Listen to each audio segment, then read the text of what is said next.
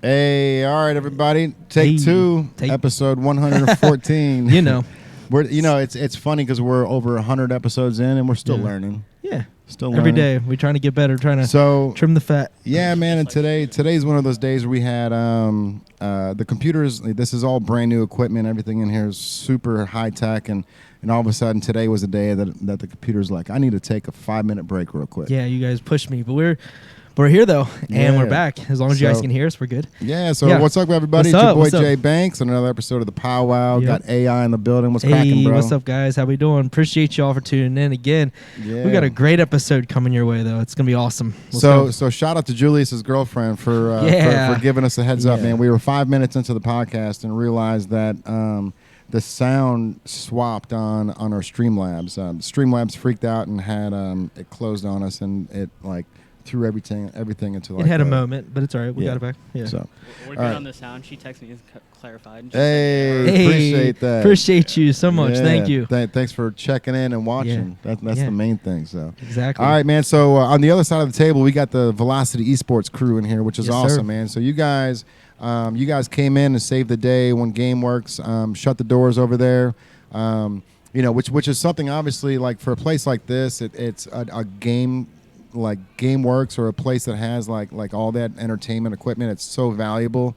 But with the times that are changing, bro, it's like you guys got to do something that's a little bit further, a little bit better than what was already previously, displayed. So when you guys came in and it said Velocity Esports, I started Googling esports, man. I started Googling Velocity. I'm like, all right, what is this, dude? What's this all about? Because a lot of people have heard about esports, right? But it's like, okay, what is that, right? But it's gotten to the point where we talked earlier, like Dayton, Kentucky is just a mile and a half down the road. It's a small school, but they have their own esports team for the high schoolers, man. So it's really cool that even in a high school setting, they're acknowledging that, hey, this is a sport, because you use your mind on those things, man. And like my wife's a big gamer, right? So I see how intense it is and how you're so zoomed in and everything. Like you were saying with the headphones, man. She's got a 7.1 surround sound on her headphones, so she can hear somebody walk up behind you. I heard you talking about someone.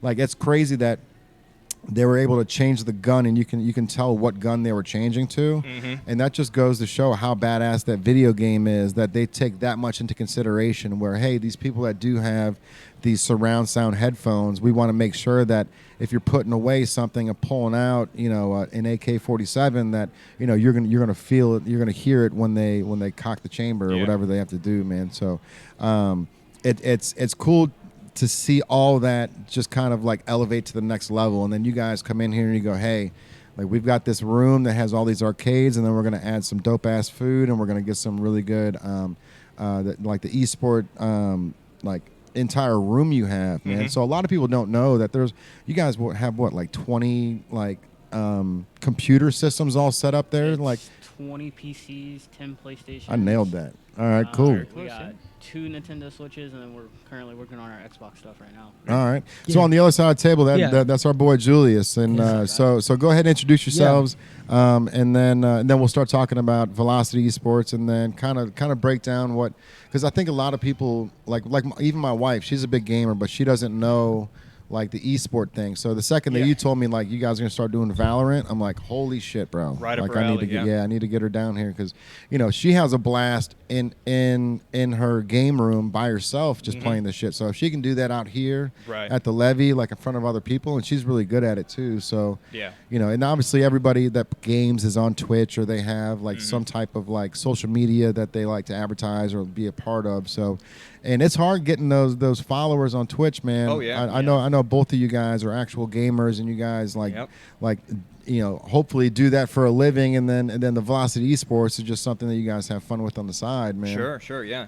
Well, first off, I want to thank you guys for having us on. Really, really fortunate to be over here. We've always worked with you guys. We've been in partnership, collaboration for a while. We'll get into that a little bit later, but for sure. We're so excited to actually come on here and be able to talk with you guys.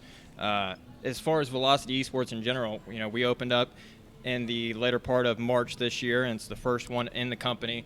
And we wanted to set out and do two different things. One of the things is we wanted to basically build a team and a culture, kind of devoted to a high level of customer service. And then the other one is we wanted to be able to deliver an unparalleled experience in our venue through the combination of food, drink, and video games. So we've got something for everybody, really, when it comes down to everything. Right. And then, when we got team members like Julius over here, he really, sets the bar and sets that standard of expectation that no matter what you want to do, how you want to do it, even if you want to play esports, you want to play competitively, you can play competitively, or if you want to come in and just, hang out, get a beer, get a drink, or grab a slice of pizza, you can always do that. You're welcome, for sure.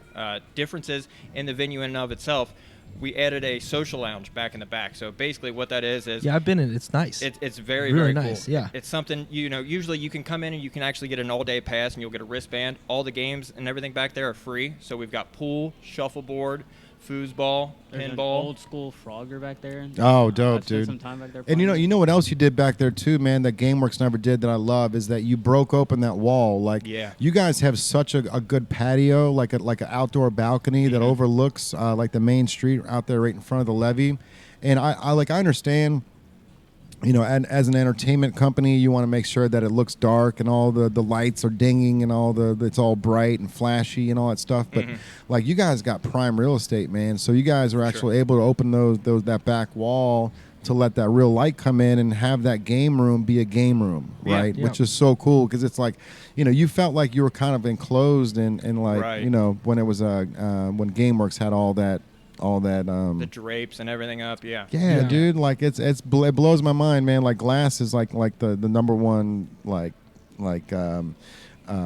sought after. It's like it's something sought you can always utilize, man, when it comes to a company. So you can put stickers on things, you can put like decals, they draped over black isn't going to do anyone any good. You know what I mean? People like visuals, they want those, they want to be able to see and be able to go to where they see. You know what I mean? Like, especially in a place like, we're on the Levee. So we're across from bars, restaurants. We're across from things that are active. People are always looking over here to see what's happening, right? So because we're in this location, a place like yours is located so, I want to call it centralized. Even though you might be tucked in the back of the gallery, like it's still centralized. It's a spot everyone can to go to. Let's meet at GameWorks is what they used to say. Now they're going to say Velocity. We've been a lot of people have been curious about it too. So absolutely, I skateboard all the time. So like the first time I saw the Velocity sign put up on the main street, I was like, "What is that?" And then I looked up and I saw like they're making a team or something. I was like, "I got to get on this team. I play video games all the time. Like, let me on."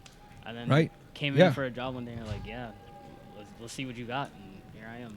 All right. So with that being said, how was there like a tryout, or was it like a just see if you can hang with us, or like what was how was it kind of? It basically came down to dynamic. Back to one of those pillars that we went into and talking about bringing in the right team members and everything else like that. It was really just an interview, getting to know people. But when it comes down to whenever we interview somebody, it's so hard to be able to get a snapshot view of somebody, what they're going to represent, what are they going to do if they get angry, what are they going to do if they're happy, sad. You can never really fully understand somebody in just an interview. They're on their best behavior, man. Exactly, yeah. So we definitely, make sure we talk to these guys, ask them all the questions, like, what makes you want to work here? What brought you in? And we're perfectly okay if somebody just wants to get a paycheck or if they just want a job, but we also want people that are going to be able to give that different experience. The tagline for the place is next level gaming, next level fun. And we want to have you deliver both of those if you can. So when Julius came in, it was kind of like, his character, his charisma. He wasn't shy. Obviously, you don't want to have anybody really be shy. You can still be shy and work in retail or working with customers, but like you kind of thrive. It affects the bottom line always. For sure. Yeah. Well, even like last week I had like a party of 20 kids and like they all wanted to come play Fortnite. So obviously you got to talk the kids up. Like if you see one of them do better than the other, like they were doing competitions 1v1s. I walk over and like, you're really gonna let your friend kill you like that? Like, he just teabagged you and humiliated you. Like, you gotta talk him up. Like instigated. All right, so I was I'm like 10 years old, right? And I want to throw a birthday party down there. So that is like because for the people listening, they don't see how badass that place is, right? They don't see all the curved screens and all the computer systems all set up where you can literally, like, the same stuff you see on TV when you see those gaming competitions where it's just guy, girl, whatever. Like, they're all in a row and they're all just sitting there gaming, right? Like, so if I'm 10 years old and I want to book a party, do we just call Velocity and say, hey, I've got 20 kids? The easiest way, we actually just, although we've been open since around March, we actually worked, painstakingly to get all of our events together and kind of figure out what the best value is for people that come in, whether that be esports or whether they just want to come in and play arcade games. And we came out with all of our event packages. Those are now live on our website, so you can go to velocityesports.com. You can click on the events section, and you can basically put an inquiry in, and one of us from the store will get back to you, and we'll kind of tailor that package around your wants and needs, whether or not you want to just play esports, or you want to come in, you want to do an hour of esports, and you want to have everybody go play arcade games for 2 hours. Even for corporate events and social events like that, like we used to have different companies come in all the time and actually, basically say, hey, we want to have a team lunch where instead of sitting in the cafeteria, we want to bring everybody out and we want to actually play games for an hour, and then we're going to have lunch. So we definitely have those corporate events, even like bachelor parties. As we all know, too, man. There's plenty of people that play games, even if you're a bunch of guys that are out in their 25, 26-year-olds. They'll come in and just want to play League of Legends for an hour. So you can go online to velocityesports.com, and you can now actually inquire about an event, tell us the date, tell us a little bit about what you want or how you want to do things, and then we'll kind of build that package up around your needs. Do they all have to play the same game, or no? Okay, no. So if you want to like book it, so I can play the Wii and he can play. Absolutely, yeah. Yeah, you guys can play whatever. Like, even if you have like your own Steam account, it's one of the things like you can play games on. You can download a game and play it there. I have people come in and play Valorant. Some guy the other day, what was he playing? I've never seen it. Escape, maybe I think it was Escape from Tarkov or something like. I don't know. Sure, what that's he a was popular one. Yeah. I don't know what he was playing, but like I sat there and I asked him questions just so because I'm not familiar with that. I'm more of a fighting game person. Like, I was just interested in what he was doing. So how often do you have like like I would say like maybe 2K competitions or Madden stuff? Like, how often does that cross your paths? Because you have Call of Duty and the Halo and obviously Fortnite and fighting games, but like the sports games, obviously esports. There's gonna be a huge demographic for 2K and NFL, Madden, anything like that. So like that's obviously super popular. I enjoy it as well as anyone else. But like, how often is that something that you guys are? So that's we basically have kind of gotten to the point where we're now kind of planning different events out, and that was always one of the things that the esport is huge for it. Whether or not you're playing, like you said, Madden or NBA 2K. So we're definitely planning that different stuff out. That's for sure on our radar. Even to do something like on a Thursday, everybody comes in and we've got a 20 or 30 person Madden tournament. Yeah, absolutely. We can do that. So I think the best time to crush be able it. to, you'd be the spot in the city to be every For Thursday. sure. I promise. Because you could have, that's a game where you don't have like a team of 4. You could have a 1v1. Yeah. Like you said, we've got 20 different stations. You could have up to 10 different matches playing at a time. So you could kind of roll through it. You're not going to be here for like 4 or 5 hours. You can make it big enough for you to be there 4 or 5 hours. Sure. There's enough people. There's enough. I mean, if you were to do a Madden tournament or you do a 2K tournament and you FIFA tournament, FIFA tournament, you do flyers throughout the city. You hit all the parts. You hit Clifton. You hit OTR. You hit Kentucky outside. Maybe you hit up Indiana. You will find yourself a line out that door for sure. And 4 to 5 hours might be generous. I'll tell you what, it's something like that. If you just, I think consistency would be the best bet. If you can sit there and do a like a FIFA tournament and then just let it go for like 5 weeks in a row where every and maybe it's $100 gift card for the winner that night, like to come back and something like that. But I think after the second to third week, that's when everyone's going to be like, damn, okay, so that's what you're doing, like because people that love FIFA talk, man. People that love Madden, they talk. So especially if they win, they come down here and have a good time. They're going to talk about it and come back next week with a buddy, right? Yep. And then those 2 buddies are going to bring 2 buddies next week. So, like things like that, it's more of like just putting in the hours, man, and just making sure that it's consistent, because the first time's never going to be a home run, right? But it's getting back at bat and making sure that, all right, so this week was, we ran out of tacos, so we'll have to double up on tacos next week, or things like that. So it's just, it's always like trial and error, man. Like we always say, we just cut the fat, and then by the end of the month, we'll have this nice piece of steak to eat. Yeah. Right. Yeah. So that's one of the things that our general manager, Tom Heim, he's like notoriously good at. Whenever we go to try something new out, or we decide to bring a new idea to the table, he always kind of has this rule of thumb that he's not just going to let it be a one and done thing. Even if it fails, he's going to at least give it, around 6 weeks or so. That way we can iterate on it, and we can do things different, see what did work, what didn't work. Oh, yeah. So that's definitely something that we're going to be doing. And then also our online tournaments and everything. We actually have different game series and gaming events for online that are all free that you can enter for different games. And it's basically VNext. It's going to be called Velocity. Excuse me, the gaming online service, and you can go on there and play on different nights of the week. Like, for instance, right now we're doing every Thursday's Rocket League. So you can go in and do a 3v3 Rocket League, and the prize pool is $300. So we also have games like Super Smash Brothers. We have Brawlhalla. Knockout City. Knockout City. A 3v3 dodgeball game. What else? Valorant's going to be coming soon. I know you said your other half really loves playing Valorant. So she's good at it too, man.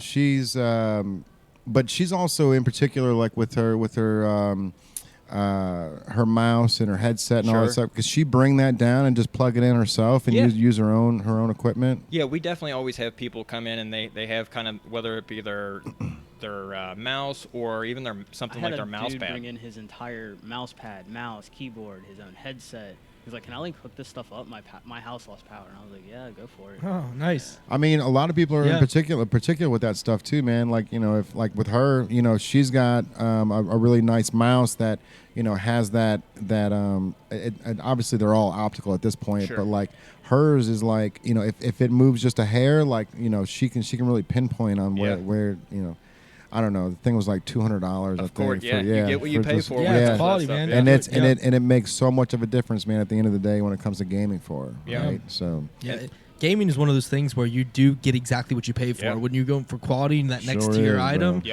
know what I mean? Like 100%. For a while, like my buddies would always play on Alienware, computer systems. So like they would just take that next step because they knew they were trying to go to that professional level. When we weren't recording, we were talking about your experience with Halo and like the different games that we play and why we played them or whatever. But like my buddies were always big into Halo. I never really got into it as much. It wasn't necessarily my game. We talked about my music background and whatever, and I played some more slower paced games to play music at the same time. I kind of doubled down.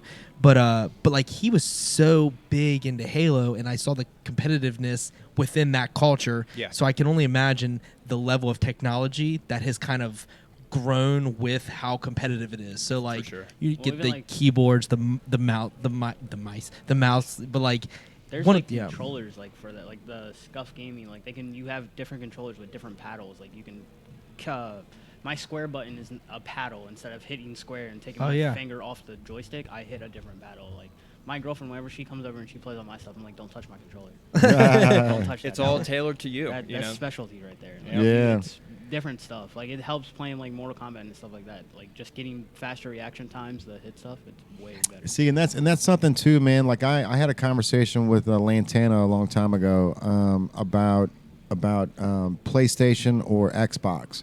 And I was like, bro, I've never got into Xbox because like I don't like the controller. And he was like, oh motherfucker, are your hands low to PlayStation? I'm like, I just like the way it fit, man. Like that big, like holding that block. I didn't like. I liked the fact that I felt like I was holding onto like a steering wheel or like something. The grip's different. Yeah, dude, and of course, like the first Nintendo, just B and A, select, start. Those are the only ones. Square controller. That's obviously my favorite controller, but you can't do shit with that, man. Like I've got a couple Raspberry Pis, and like unless you're playing Mario 1, like you need the X and the Y button. I liked the Nintendo 64 controller. That was probably one of my favorites. Was that the one that had the little 3? It had the 3, and there was like one joystick in the middle, yep. and you almost had to like hold it like. was it like 2 at a time you had to hold it? Yeah, or? yeah. Like I kind of like because the you can either hold the arrows were over edges here. or like this. Yeah, I liked the 64 controller a lot. Wow, I did. You I might really be did. one of the first I've ever heard to I say that. did like Wow. it. I just liked how it Complains fit in my hand. Like I did. Everyone complains about the controller. Yeah. Did they? Yeah, I that's liked it, funny. dude. But like to the I point that loved you it. were saying, like the older Xbox controllers, Mhm. they were like terrible. You know, they were huge. Yes, they were huge. I think Yeah, it's, bro. it's got the Yeah. nickname the Duke or whatever because it was just so big and bulky. Yeah. And then like back in the day, the PlayStation controller was really slimmed down, and now the Xbox controller has kind of gone through iterations to where it's more of a sleeker design. Yeah, for yeah. sure. Yeah. So- My The Xbox PS5 controller is so much controller, nicer. Yeah. It feels like a heavier Xbox controller. Like if you go from a P4 to a PS5, that controller feels way different. For sure. Yeah. It's better. Like you can feel like I can feel footsteps sometimes in certain games. Like I can feel someone running up behind me, and I know I have to like turn around and block whatever they're doing. Yeah, that what was it? Haptic? Is that what that's called? haptic Yeah, feedback. Yeah, haptic that feedback. like makes the remote like Mhm. vibrate. That's just so cool, man. It's gotten to the point where like gaming in and of itself has esports in general and gaming in the last 10 years there's been more revenue brought in for those things, esports and gaming, than all of music and all of movies combined. So you think of like Avatar, the Avengers, all that good stuff. That's crazy. And it's over $180 billion. It's just ridiculous. Everybody plays it, and we were talking a little bit before we were actually recording, and there used to be a stigma, like, either you played games or you were somebody that didn't play games, and you could be a sports person, a jock, a nerd, whatever. Right. But now it's like everybody can play games, and there's not that stigma anymore. It's more, out in the world to where people can see it, and anybody can do it. And then we get into everybody's peripherals, and you can get very, very detailed things. A controller, you can have a personalized controller. There's just so much capability in esports and gaming that I think one of the things when we opened it, I was like, okay, that's great. That's a great idea. And then if you don't want to do the esports, you could still do arcade games and everything over there. So Yeah. it's even, like, definitely cool. I went shopping one day and it was like right after work. I still had my work shirt on. Someone was like, "Are you on like an esports team?" I was like, "No, it's a business I work for." And they were like asking me about it. And I was like, "Yeah, just come down and check it out." And, Yeah. like, I think a lot of people are curious on what yeah. esports actually is, right? So like what is the E in esports? Is that just electronic, or is that Yeah. like Yep. okay? So it's typically like usually when you think of esports, you think of like some form of a competition. I mean, you could have like digital chess, and then if you end up having some sort of a competition or you end up having a tournament, that could end up becoming an esport. It basically kind of goes to how much competition or how much want you have from the public to be able to play and compete in the game. Right. And then there's different levels of esports. Obviously, you've got like casual esports. Basically, it's however far you end up wanting to take it or however much you end up wanting to win. Anything can really be an esport if it's within a game, Right. Yeah. or if it's Yeah. digital. So it's Yeah. definitely one of those things. Like back in the day when I first started playing, like esport was just coming around, Mhm. and there was this company called MLG, and it stood Major League Gaming. yeah. And back when we're around the same age, therefore we kind of grew up with Halo, and Yeah. Halo was like the poker of gambling. Like it was, Yeah. you've got gambling and you've got poker, and poker's like the main thing that you're going to do. Well, back in the day, Halo 2, Halo 3 was definitely that mainstay, most competitive game, at least on a console. And then you always had like StarCraft on PC, stuff Right. like that. Yeah. Warcraft. That was my game. That was yeah. always huge. I love Warcraft it. was huge. And then they made made the mini games within it, so you could like be all the archers, and you could have Yes. two teams Mhm. and go at each other. That was so. I love playing That Warcraft. was so back in much the fun. day. Those were good times. Mhm. Another game that's random. Go back to this. Remember Gauntlet Legends? Yes, yeah. I That never was- played it, but I do remember. That it, was yeah. a fun game. That was before your time, I'm I sure. don't But even that know was what you're talking that was a He's a fun youngster. game. You're talking Gauntlet with like Gauntlet like, Legends. it was an overview, and it was just like Yeah. little characters that were like running around It a was- castle. Yeah, it was like you built your character up, but it was kind of an overview. Yeah. Yeah. It was a fun game. We played that. I'll have to look that one up. That, later, that's but a good one. That's a fascinating. good one though. It's fun. Yeah. Yeah. So with this Valorant, so you guys are actually going to start doing these tournaments where you're dedicating like a game per like on a Friday night you're going to Yep. do. Well, like Friday nights would be like fight nights, so like Tekken, Street Fighter. Like I want to maybe start a tournament for like Street Fighter 6 is coming out later this year. Oh yeah. That'd be like, awesome, dude. Maybe the Dude. winner could get like a copy of Street Fighter, because I've done Mortal Kombat tournaments like that, like at a GameStop. Like I've won it and I got my copy of 10 and I got my copy of 11. I didn't get my copy of 9 because I kind of lost it. I choked that last night. But like I kind of want to start that, and then yeah, like certain nights I know it's like Sports Mondays or something like that. We're still kind of ironing out exactly when the days are going to be. Like I do know as of right now, there's Rocket League is every Thursday. Okay. We're thinking about probably having Valorant on like Friday, so we're probably going to do the fighting stuff either on like a Monday or Tuesday. But like you said, each one of those days are kind of have their own little thing, and obviously you don't have to participate in all of them because each game has its own type of crowd. But Right. one day we'll have any of these 3 fighting games, Brawlhalla, Super Smash Brothers, Tekken 7. And then different nights you can go online. You can go to our Discord. You can also go to the Velocity Esports Instagram page, and there'll be different links to be able to have you go click on this, and you can sign up, and it's all completely free. And then you can play at home, or if you want, you can come in and always play at the store on our next level stations. And then from there, you can also participate, and after you participate, if you win, we have a prize pool for you. So for instance, like the Rocket League right now, just to enter for free for a 3v3, it's $300.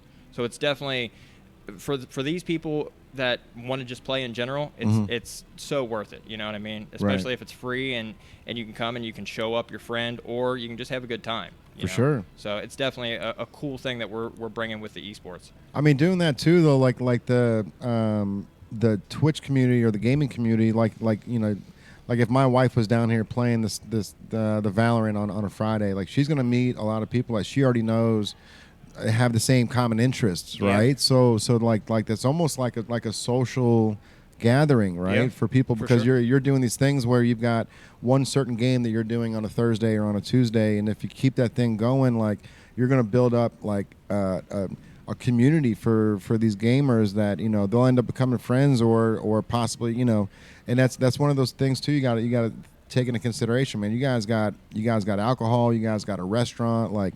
So you might be able to turn a gaming night into a date night. Absolutely. Find your love of your life. It's the you don't even know it. It's the ultimate. If you know, you know. Yeah, it really for sure. is. So like, if you know, you know. Like, and no one, and everyone's included too.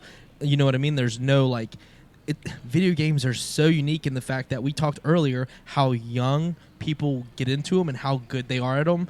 You talked about pros being 16 to 20 years old, 21 years old. That's younger. You know what I mean? That's at that age when you're still trying to figure out what you like to do, and you're good. But like at the same time, you're figuring out what you want to do, but you can find an avenue made for you. Yeah. It's customized because the world is so customizable. So like you're just right in that lane, and all of a sudden you've made 30 new friends that all like the same thing, that no one's picking on each other. They're all in the same vein. Before you know it, they're teaching each other things outside of that culture, outside of that world, and it just grows friendships. It's like, if you know, you know. Some of my best friends in general from like, let's see, I started playing competitive Halo back in late 2008, 2009.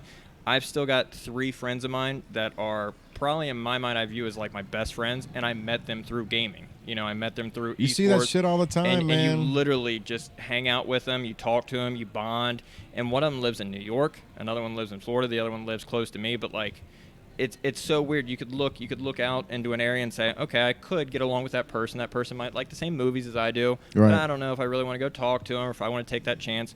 The thing with gaming is it shows, just like Andrew was saying, it gives you that common interest to be able to say, hey, we agree on this and we both enjoy this. So we probably match in personalities in more ways than one. Even like working here, I've met a lady who does actual esports stuff I watch a lot of Overwatch, and I think it's Dallas it's a huge esports team. But she was talking to us about that. I mean, they've came and supported my stream.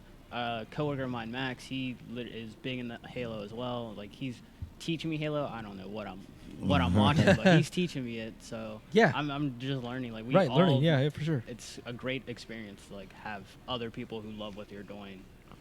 Welcoming for sure. Coming from like other jobs that like, oh, you play games, whatever. We play sports. Like, I don't care about that. I was trying to tell you like my interests, but here they're all like, I play this game, this game, this game. What do you need me to teach you? And I'm like, that game. Like, help me out with this. Like, you're dealing with such passionate people. So the best part is that you're passionate about it. So when you're explaining it, you're trying to make sure that they learn on that more deep level. You don't want them to just teach the surface. You're like, all right, you understand how to control the character. You understand what it's about. But let me show you how to really get down and get in the trenches of this game. And you're passionate about it, and they're passionate about video games as well. So it's easier to connect because passionate people regardless of your medium, regardless of what you like to be passionate about, it kind of all comes in the same vein because you just understand, oh, excitement. This person is so excited about this. I think I could probably get there. And if I don't, I don't. But like at least they're showing you and showing another gamer how to play. I can only imagine trying to relate to other games too. Because I mean, like you relate Halo to Call of Duty. Yeah, you explained earlier that the Halo is you have the Halo aspect is you have more time for reaction. Sure. Whereas Call of Duty, it's instant shot kill ratio kind of situation. Absolutely, so like where Halo, there's more manipulation with they shoot, you have an opportunity to if somebody evade. gets the first shot on you, you're Exactly. not necessarily dead immediately. If like you walk around the corner and somebody shoots you first, you have the opportunity to either strafe or move or jump or do something, and you could throw off that engagement to the point where the person that got shot first still might end up beating the other person, opposed to like Call of Duty is just very quick, which is also in and of itself very, very highly skilled and takes a lot of detail to be able to say, I know exactly where he's going to be, I know exactly what to do at this exact second, and it's just very quick. So to your point, it's just different iterations on how you want to, you know, learn something and how much you want to learn. Yes. You would just want to learn a little bit and kind of memorize the map and how it looks, or do you want to memorize the map, the spawns, where the guns are at, where people, you know, usually come from. It's just, you know, there's so many different levels, and that's one thing that makes it like just ultimately fun. It's just like any other sport, really. I mean, you could really want to be good at basketball. You could learn how to dribble, or you could learn how to, you know, dunk, or, you know, go under the legs and do layups and backwards and all that different stuff.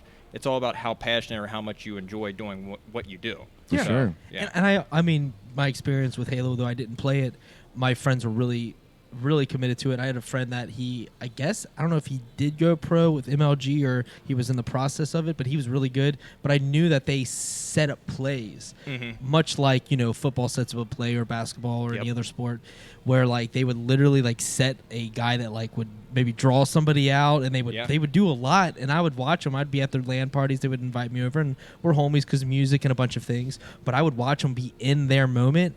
And I was pretty amazed, man. I was like, I'm playing basketball. We talked about it and whatever. And I was a point guard, and I would control like what things were happening. And I saw very similar instances in these games, because like these guys are like, they would literally like talk to each other like, you're on the right, like, and they would flank, and they would do all the terminology. And I was like, this is so intense, and it was really amazing. I feel like Final Fantasy was like the first like strategic game like that, where you had to like, you know, it wasn't just like going in and hitting A and B a ton of times and knocking the dude out like we used to do on like Street Fighter 1, right? Yeah. Before you knew like all the codes and all that shit. Button mash. Yeah, but like with Final Fantasy, it was like, you know, you had all these characters and you had to send one up, and then it came back, and then another one came up, and then you were trying to defeat the.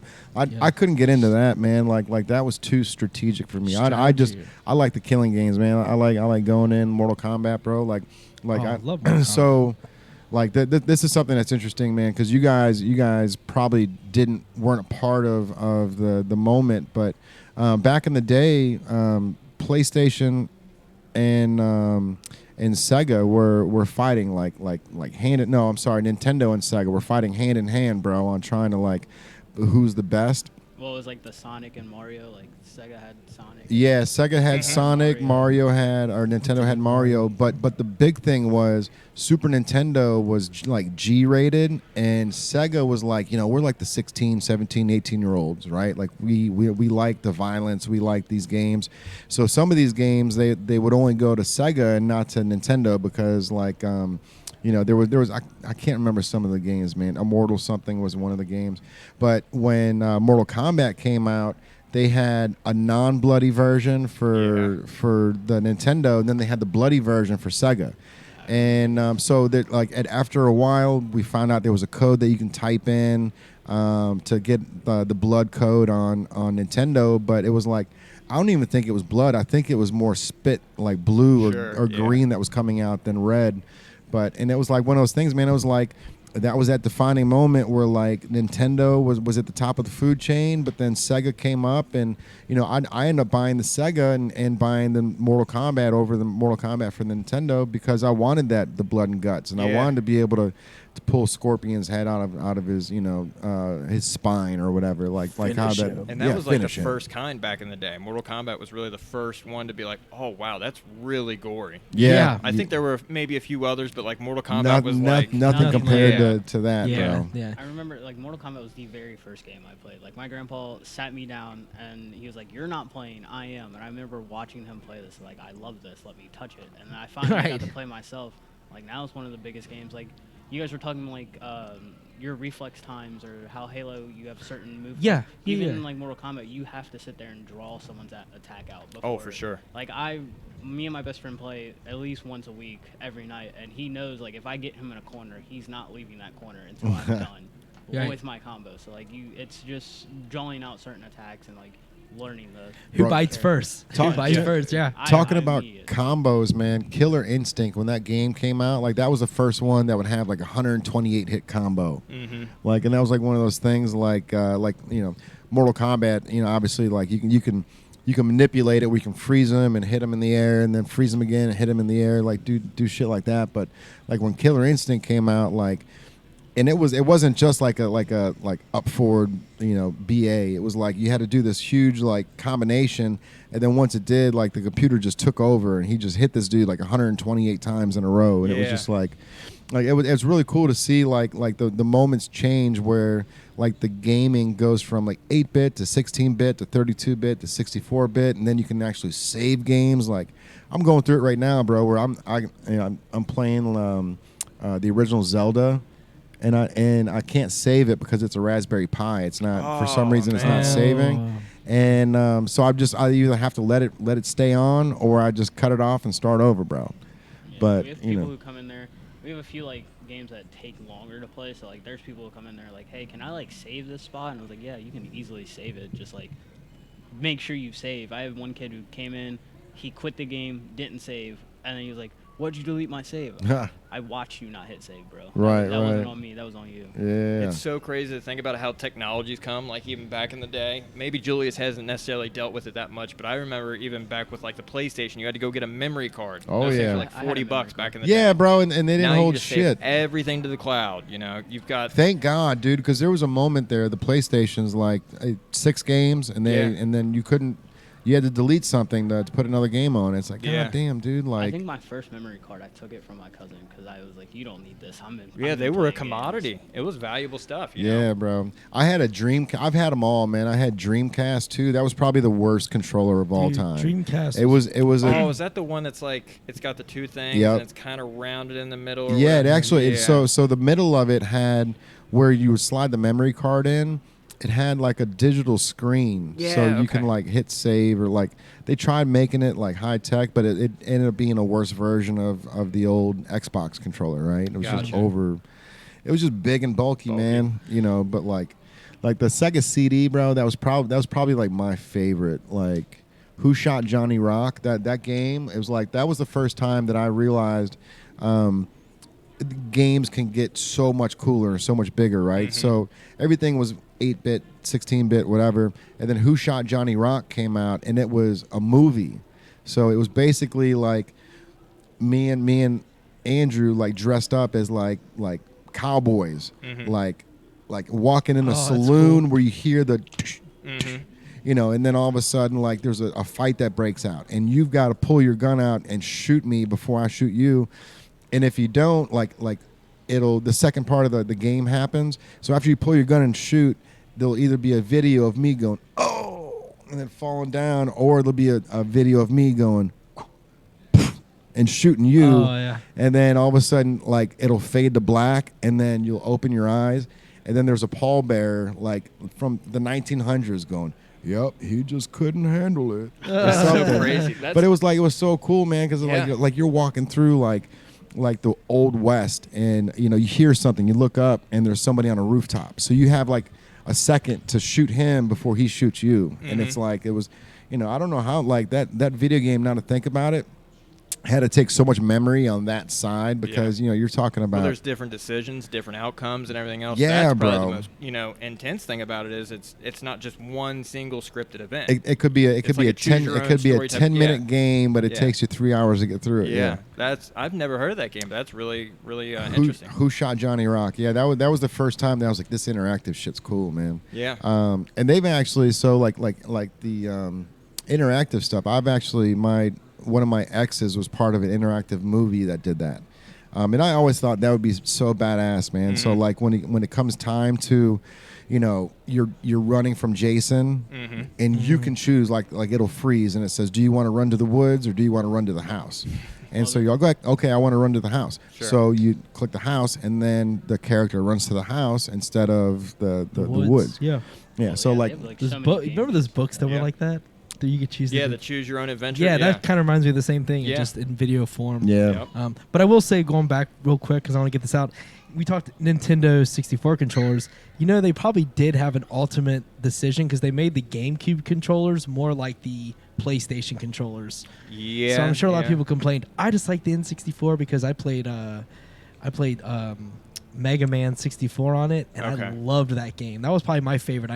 I remember I played Mega Man on, what was it, Sega Genesis. That was like one of the first games that I had played, and I don't think I ever played the Mega Man 64. It was so much fun. It was similar to like a Mario 64, but it was Mega Man, and like it was just such a good game. Like look into it if you get a chance. If you like the Mario 64, it's got the same vibe. You build you basically because like you're Mega Man, but you're like adding to your suit as you go. It's very similar to Mario, like in the controls and the graphics. But it was so much fun. Like.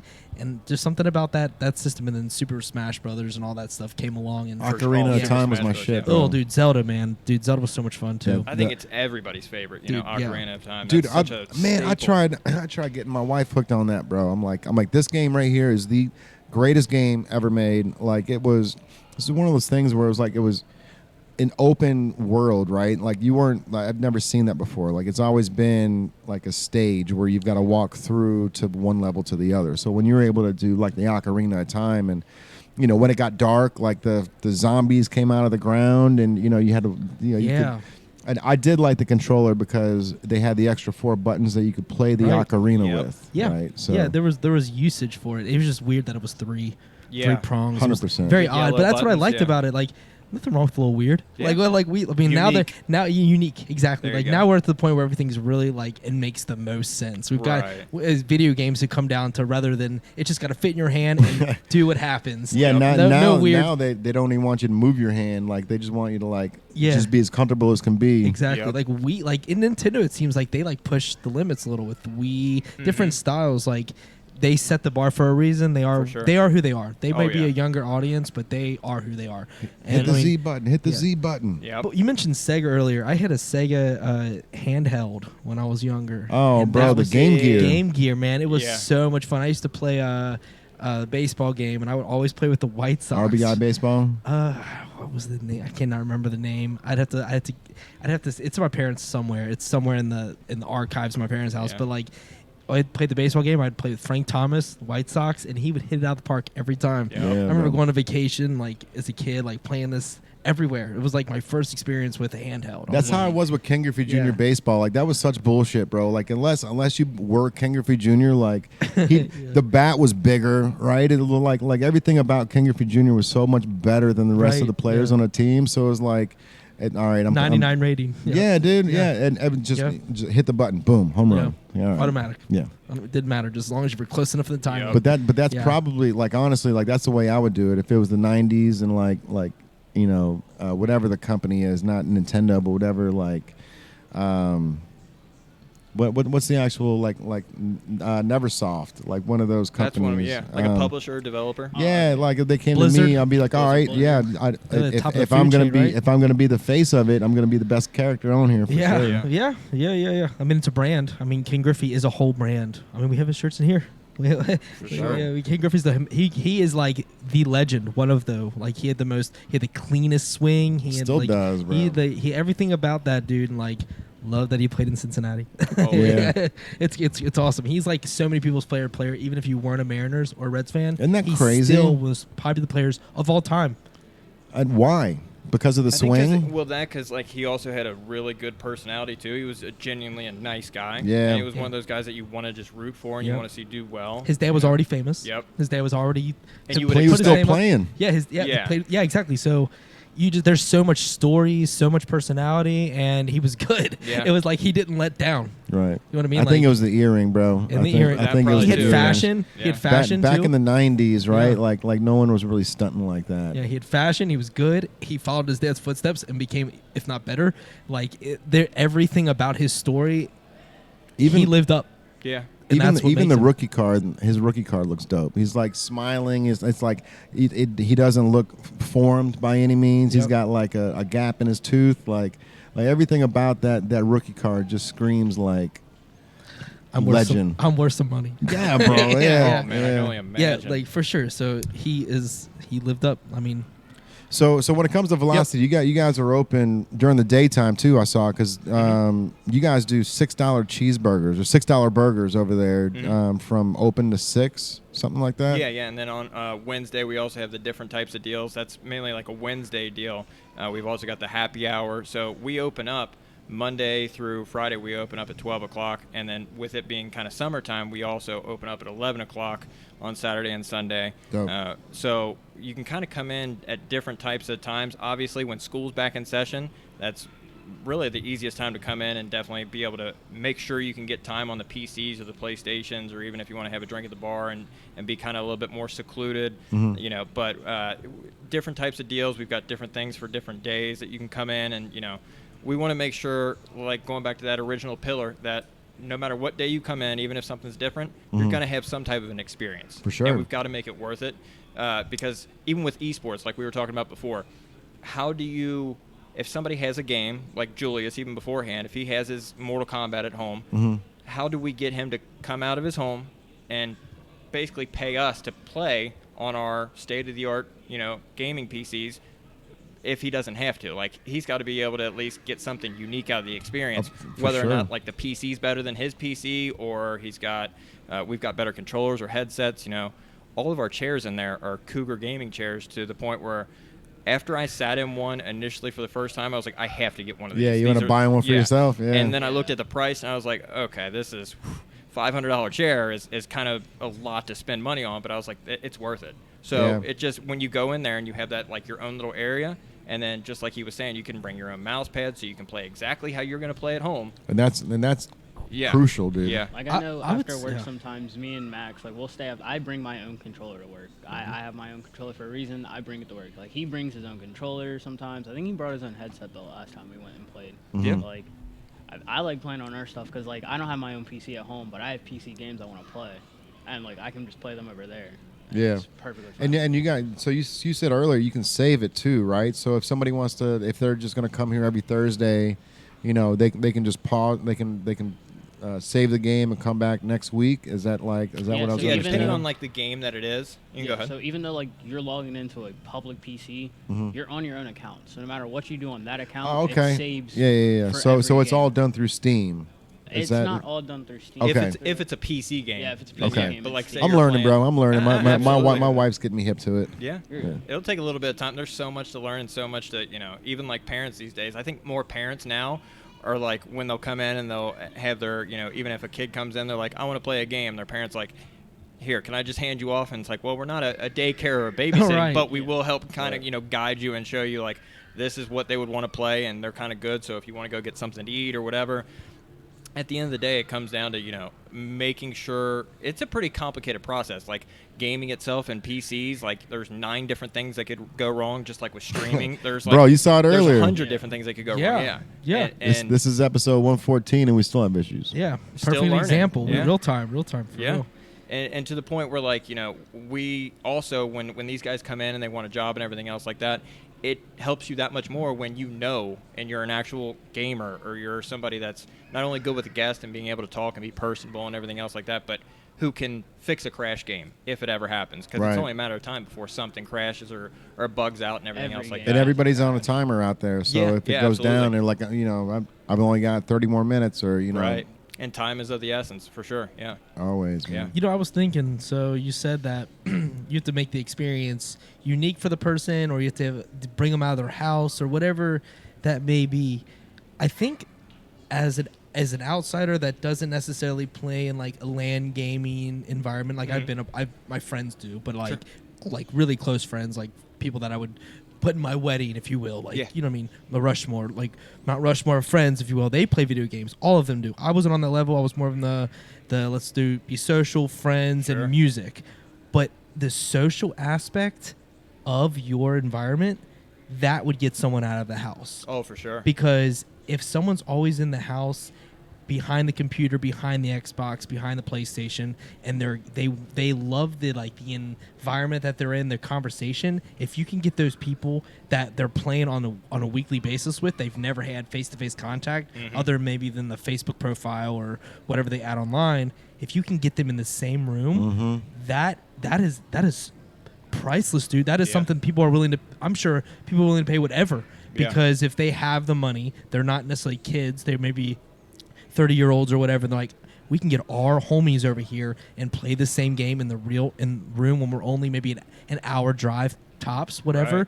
I mean, they do like board games over in Cerebus Den over here, right across from you all. Yep. And trade on the Levee. And they do, everyone comes and they collect together and they play games. The card games, I'm sure board games across the board. They're over there playing like Dungeons and Dragons. Yeah, they're doing a bunch. You were just saying like getting people together. Like my first time playing a Mortal Kombat competition, I was nervous because I've always been like behind the screen. I had like the comfort of my couch or whatever. But like going out and playing and like talking to other people, like I got taught new things about the game I played for years. Like dude taught me a character. You learn, bro. Yeah. He taught me something better than I thought I was already like the best at. Like I'll like bullshit around at work, and like kids will come in like, I'll beat you in any game. Like I don't know about any. Let's go, boy. Let's go. Yeah. Like I've had one day like a kid came in, he was like, I'll bust you in Mortal Kombat, and I was like, you might want to take those words back before like my competitive side comes out. Yeah, right. I'm on the clock, but I'm about to shut up. Let's bring in some business. Let's go. I literally went to my boss, like, hey Devin, I'm about to clock out for about 30 minutes real quick. I was like, can I have like 10-15 minutes to show this kid who's boss, and like he literally like. You should. I think the company should allow such thing, because that it's interaction. It's interaction. And you're going with the customer. You maybe take 15-20 minutes out of your shift or whatever, but in the company time that is very limited in that kid's like standpoint that I played with him. I'll be back next week. I'll be back next week. He will. Yep. That's an investment in people. Yeah, he was back again to play the other day. Yeah, that's an investment in people. The company. If I was running the show, I'd be like, you guys get 30 minutes of game time per shift. Use it wisely. Like you obviously have to monitor to a degree, right? But like you let them play with the little youngsters, man. Again, let them building that experience. Changing. Somebody could come in and they could just play a game for an hour and then pay their time and then leave. Or you could have the guy that works there rooting for you. Yeah. Wanting to see you do good, or you could come in and shit talk him, and then this guy ends up actually going against you, and you play, and then but he beats you or you beat him, but somebody's talking trash, and I'm going to do it again next week. Build a relationship. Yeah. That's the truth too, man. Like what you're saying is like if he comes up behind him and hits him on the shoulder, like, bro, that was like a killer shot, dude. You know what I mean? Like you've got somebody rooting for you that. At your house, like your mom's not gonna walk in and go, "Hey, bud, fucking nice shot." Right. If anything, she's telling you keep it down. I'm trying to watch TV. Keep it down. Dinner's ready. Like get out of here. So it's like for somebody like you to go in and reiterate, yo, you're doing a good job, dude. Keep it up. That's that reinforcement. Like it doesn't matter what you're doing, man. Whether it's games or sports or just learning in general, man. Like you need somebody like you that's there to push them to the next level and just say good job, dude. So I really appreciate you guys for that, man, because this youth is tough, bro. Like being a kid in today's day and age is insane, right? For sure. Like we see it all the time with them coming in here, and like we got to bite our tongue on so much stuff that happens, but it's like, man, like at the end of the day, dude, there's so many these kids can be doing so many other things, right? But they're here, and if they're here and if they're talking to us, I'm down to listen. Sure. I'm down to give advice, whatever, man. And so same goes to you guys.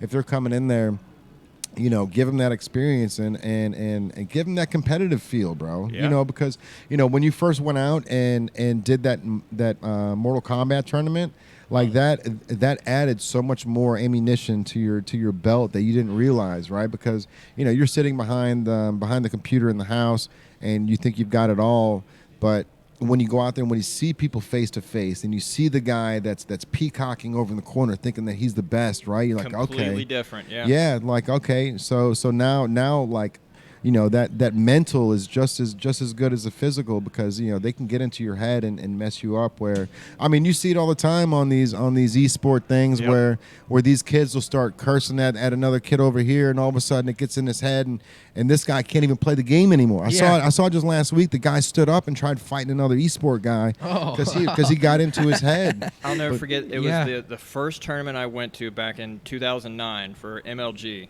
And, before then you kind of got to play in, like, qualifiers and everything.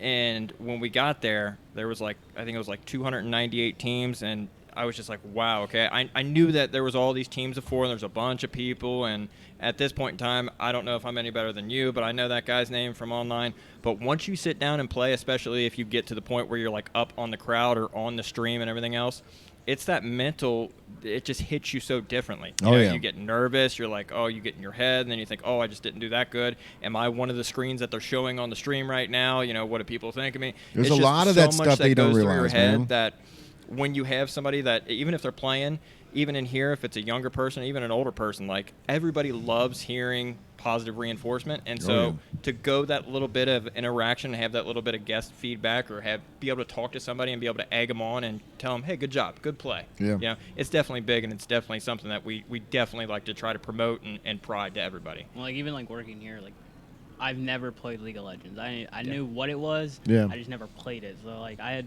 3 people in one day were playing it, and I was like, so what are you doing? Like, tell me how I play. And they were coaching me on, like, what to do. I even, like, added one of them on my Discord. So, there like, you go, bro. And that's the thing, man. You're making friends over there without even knowing it. So that's a big draw to getting them from the bedroom to here. Is, hey, like, there's gonna be like especially if you make it where this night is Valorant, or this night's Fortnite, or this night is League of Legends. And you keep it going. Like, you're gonna.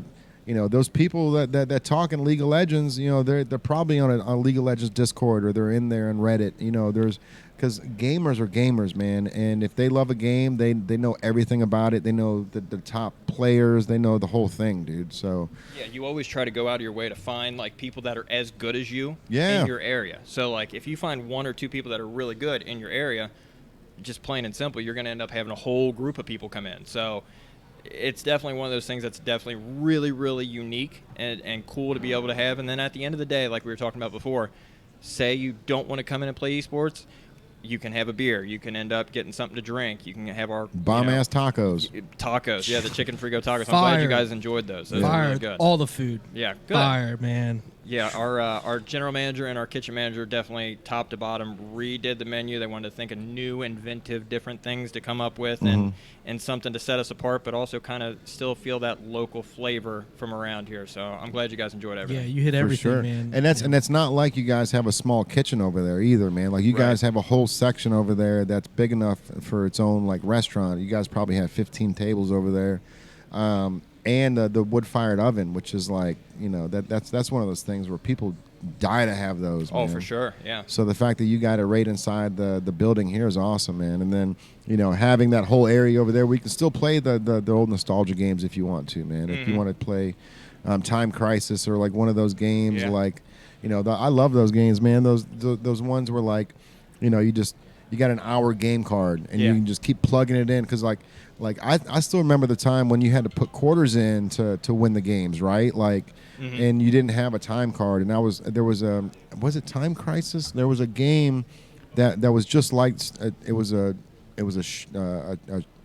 sharpshooter game. It was really popular in the arcades, and the very last scene, the villains got your girl, and they're on top of a building, and she tries to escape, and she the guy falls. So now like the enemy is hanging off the side of the building. That vaguely sounds familiar. And you got to zoom in with the sharpshooter, and you got to shoot the bracelet, the actual. And so but that game, like that was one of those things where that was the first time that I was ever able to play a game without having to shove quarters in. Sure. Right. So that was the first time that me and my buddy Damon were actually able to beat the entire game from beginning to end at an arcade, which is like. You know, you can never do that before because it would cost you hundreds of dollars. So much right? money, yeah. So when that whole thing changed over from like pumping quarters in to hey, we'll give you an hour pass. It's like, oh, dude, so I can just sit here and just rock out this game all day. You know. Yeah, that's a game changer too. Oh, for sure. Yeah, like just the fact that you can. I mean, the fact that you don't have to use change for games anymore, and that idea in general is just like. Why didn't we think of that before? But like technology, progresses. Yep. But like, and you guys got the tickets and everything over there too, so you can still win prizes and all that good stuff. Yeah, all that stuff just loads onto your card. Like even you guys were saying we have old school games. Even like older folks will come in and like, you guys got skee ball? Yeah, I can take you right over to skee ball. Yeah. Or the classic gotta have that shoot, stuff. You know, you the basketball stuff, game that you always want to challenge either the date or your best friend with. You Always, know, like bro. That's the staples. That takes so much real estate too. It's like, man, those things are like four deep, 5 deep, 6 deep. You know, and they take up a whole wall, but you have to have them because those are things like without a hot shot or a pop shot game, it's like how are you going to be an entertainment company? Because that's the one thing that couples will always go to, and they'll compete. You know what I mean? That's just There's that. There's let's see, what's another good one? So you got other good games. Skee ball, basketball's a really good one. You guys got that big Galaga, right? The big jumbo that one's Galaga. Really cool. Yeah, I think that one serves as like a nostalgic thing just because of the game Galaga. That but or even then, like Speed of Light. Yeah. Like couples will come and play Speed of Light against each other. We got actual arcade Mario. I've seen a couple of couples. Yeah. do that. Mario Kart. Yeah. you got the Mario Kart. Yeah, like an actual Mario Kart. Really? Yeah. So I think that would be another genius thing is doing like a Mario Kart tournament. Oh, for sure. You know. For sure. You got Smash Brothers, Mario Kart, even like a. You know how many tournaments they have that I can't enter personally because I know. Like, every tournament I come up with, he's like, "Oh, can I have off that day? Because I want to be able to participate in it." Like every single one. Let me have that. Yeah. You're right. Start splitting the pot with them. Yeah, exactly. They'll give you the day off. Like a Mario Party tournament. That would like a huge Mario Party event. That's so many people. Man, the half the city would be. Yeah. You'd be like, all right, we're gonna have weeks of this because you can't do it in one night. Multi-stage tournament. And Yeah. that's the thing. Like even with going back to our events, and like we actually have the availability to where if we were to have a company come in and they want to come out and say they just want to do food or they want to have some of our chicken frico tacos or just even anything like that, you can also say, okay, we've had different companies in the past come out and say, let's do a scavenger hunt or let's do we're going to do hypershoot, skee ball, Mario Kart, and the winner, everybody gets divided up into different teams. You've got 5 teams of 5 people. The person with the highest score on each one of those games, and it's like a team building company thing and an exercise to bring whatever company or group of people together. There's so many different things you can do, not even touching the esports thing, and then obviously you can bring that into it, and it gets that much more in depth. So the possibilities are endless when it comes to it. Even with like esports, that's such like a huge team building thing because most games you require a teammate. Like I play with my girlfriend, my best friend. I got 3 people out of a 6-player game. Like I know I can communicate and I can trust and have like that backbone. Right. So even like if you have a company and they come in and they want to play Overwatch or something, like as long as they're working together, hey, that's team building right there. Right. Dude, yeah. Really? You know what's crazy, man? Talking about these teammates and stuff, man. I saw a video maybe like 4 months ago, and it was a guy was at a football game, and his girlfriend was recording his reaction, and all it said was when you finally get to meet your online gaming buddy. I saw that. And it was Odell Beckham Jr., bro. Like, and so like the guy is like just standing here on the side of like the first row of where the stadium is, and you just see Odell Beckham. Like once he realizes like this is my gaming buddy. Like it looked like Odell was more excited to see him than he was to see Odell, right? And it's like that probably means so much to Odell because that's like one of those things where he's the face behind the game, right? So Yeah. you don't know that this is, unless it says like ODJ or you know whatever OBJ on as his name on the you know thing. somebody's not looking for your friendship or anything because Exactly, of your fame bro. or your popularity. Right. Exactly. Yeah, he's got And all then- everything, but and then these gaming buddy's different. these Oh, two yeah. these two guys relate on so many levels, right? Because they've got the same interests, right? So now all of a sudden, this dude's hanging out with one of the most popular NFL players in the Period. game Athletes in general. because they like the same online game, Yeah. bro, and that's and where they it's trust at, man. each other. They trust each community. other. There's a trust that That's the thing, bro. Like he builds he trust. walked up to him like they've known each other for years. Right. That was the crazy thing. It's actually crazy the amount of people that are athletes that also play. You know, They can't go competitive. out. Yeah. They can't go out to the So bar, they're always bro. in home, and Yeah. they're so competitive. I remember back in the day, that's actually one of the things that made me reach out to the person that ended up sponsoring us back in Halo. So there was a team back in the day, and they were like the old school Patriots, to where Tom Brady was on the team. They won every single Super Bowl. There was this team in Halo called Final Boss, and one of the guys was actually he went to St. Henry, and his younger brother went to Ryle. And they were like two of the best pros, but on this team, they were sponsored by Gilbert Arenas, the old NBA star. I Do you can't remember the name of the guy who went to Ryle? Yeah. Aaron Elam's his name. He's one of my buddies. And then Okay. his older brother is Kyle Elam. Okay. And then there was another guy named Michael Kavanaugh, and he went to St. Henry. Okay. So Kavanaugh was the one on Final Boss. So they basically were all playing in like 2007, 8, but they had Yeah. Gilbert Arenas pick them up, and their team was like they didn't lose. They were a God squad. Yeah. So after I saw that there was an actual athlete out there that would, like, if you were good enough to be able to pay for your team pass and your plane tickets and everything else, during the time, Bungie, which was the Yeah. first developer of Halo, Yeah. they posted a thing that they said, like, we went and played with the Bengals. So I found out one of the Bengals, the most prolific one, was Deltha O'Neal. He was one of the cornerbacks. He went on to play with the Patriots and the Texans afterwards. But they had his gamer tag, like, right there. And I was like, I'm going to contact him. So I created that, like, friendship and everything. And obviously he wasn't that good. But some of these Yeah. players are really good. And after, like, a couple months of talking to him and playing with him and everything else like that, I kind of brought the idea up, and he was really interested in MLG.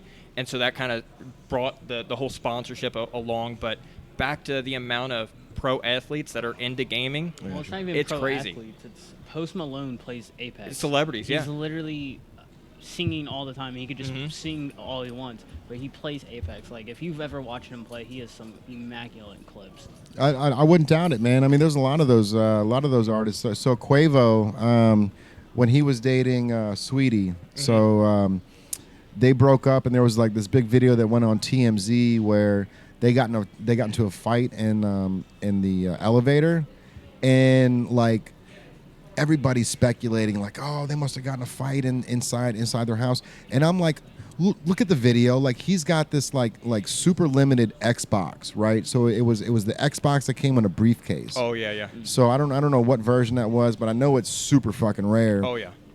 And I'm like, it doesn't take a rocket scientist to know that if Quavo is leaving with his Xbox, he's not coming back. Oh, for sure. So Sweetie is grabbing onto his Xbox because she knows that that's the one link that he's going to come back to the house and play, right? Mm-hmm. So like that's like packing up like all of your clothes, right? And Yep. then leaving. Like, so Your valuables, yeah. Yeah, so like everyone's all freaking out over this relationship, like oh, they're beating each other up. It's like, bro, he's leaving, Mm-hmm. and she doesn't. She knows that Xbox is what's going to keep him at the house. Like, Oh, yeah. And that's when it comes to music artists, when it comes to celebrities, man. Like, it gets to a point where you can't go to the bar because you can't enjoy yourself. Right. You have to have that outlet. You- And what better outlet than, like you were saying, Bro, just playing like- online at home? And honestly, like, I really think the future is if they can figure out a way to do like meet and greets live over the internet through esports and Yeah. or whatever, dude. Like, this is going to be something that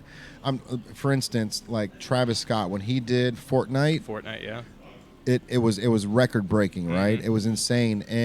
And if you actually had the chance to take your character and walk up and say hi to Travis Scott, and Travis Scott was able to respond to you, you would be talking about that moment just as if you met him in real life. In real concert, yeah. Right? So how much safer is that for a celebrity, and the outreach is bigger, right? Because Yeah. you can meet tens of thousands of fans instead of 1,000 fans. There's plenty of fans that can't afford a concert ticket for the front row. Right.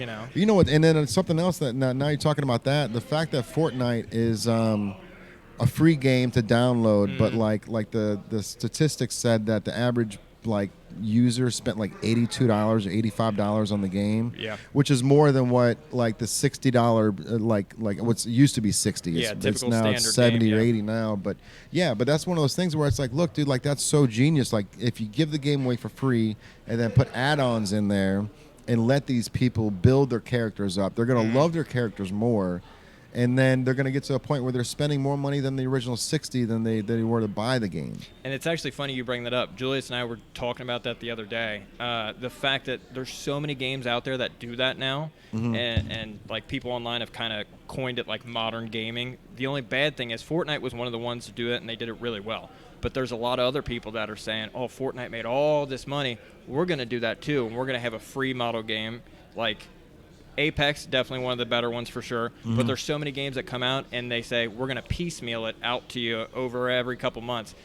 It might be stuff that they've had done for like 5, 6 months, 7 months, but it's not going to come out for another year because they know they're going to buy that stuff. Exactly. So when it works, it's amazing. Right. But I feel like most developers are taking advantage of it to the point where like, if I buy a game, and there's sometimes where you even buy a game, let alone if it's free, and it's not quote unquote complete, like, again, to go back to Halo, like the newest Halo has had, there's something that's always been in Halo, the majority of the Halos, 3, Reach, 4, 5, and in this one, it's not out in the game. The game's been out for a year, and they're like, to go back and like watch and to play with me and him, say we wanted to play the same game, that was always in Halo. And for some reason it's not, and they're like, we'll release it later on. It's like, oh, you're talking like the co-op, waiting to release co-op stuff. Yeah, there's several games that do that. So when they piecemeal it, it's kind of annoying. It's aggravating, man. And they do it. Netflix does it too. Like they all do it, and it's always a money grab, right? It's like, you know, people like they know people binge,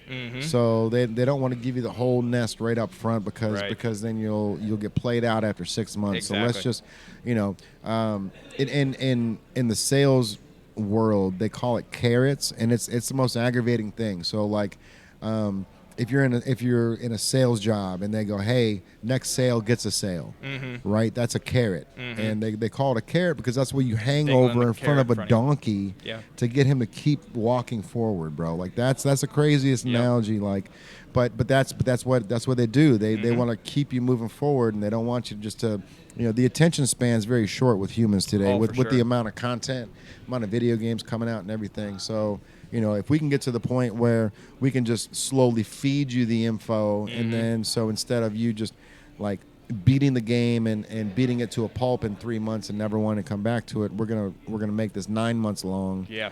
You know. Let's try to make it, you know, as long and expand the longevity of it. You know? Yeah, bro. I'm gonna tell you a strange story, and it's not a strange story. It's Red Dead Redemption 2. Like when Red Dead Redemption came out, like that game blew me away, dude. I was just, there was something about it that just like captivated me. And I don't know if maybe it was the open format like Ocarina of Time or something.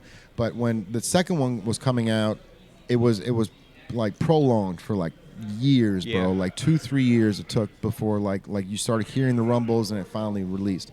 And I kept telling my wife and girlfriend at the time, I was like, I can't wait for this game to come out. Can't wait for it to come out. It's coming out. And it's $80 right when it released. But I was like, I bought it anyways, and I threw it in the system, and it had like hours of updates, so I didn't get to play it right away. And then she goes in and plays it, right? So she's a gamer, but she doesn't. I'm the one that's been Red Dead Redemption till I die. Yeah. She goes in and she finds this white majestic horse within like a half hour of opening the game, right? So she starts the game, she goes to this one spot, finds this white majestic horse that like is super rare in the game. And so now it's like I can't even play the game because if I lose this horse, which I'm very good at just losing my cars or bro, just damaging my shit and having to find a new one. So now it's like I can't even play this game, bro, because if I lose this horse, like I'm gonna be out of my house, man. For like, sure, she'll kick you out. Yeah, bro. Sure. And it was funny because like I was looking into it, like this thing can't be that rare, and I'm like, I start googling it on YouTube and everything, and it's like there's like maps to try to find this damn horse, and she found it within a half hour, bro, like opening the game.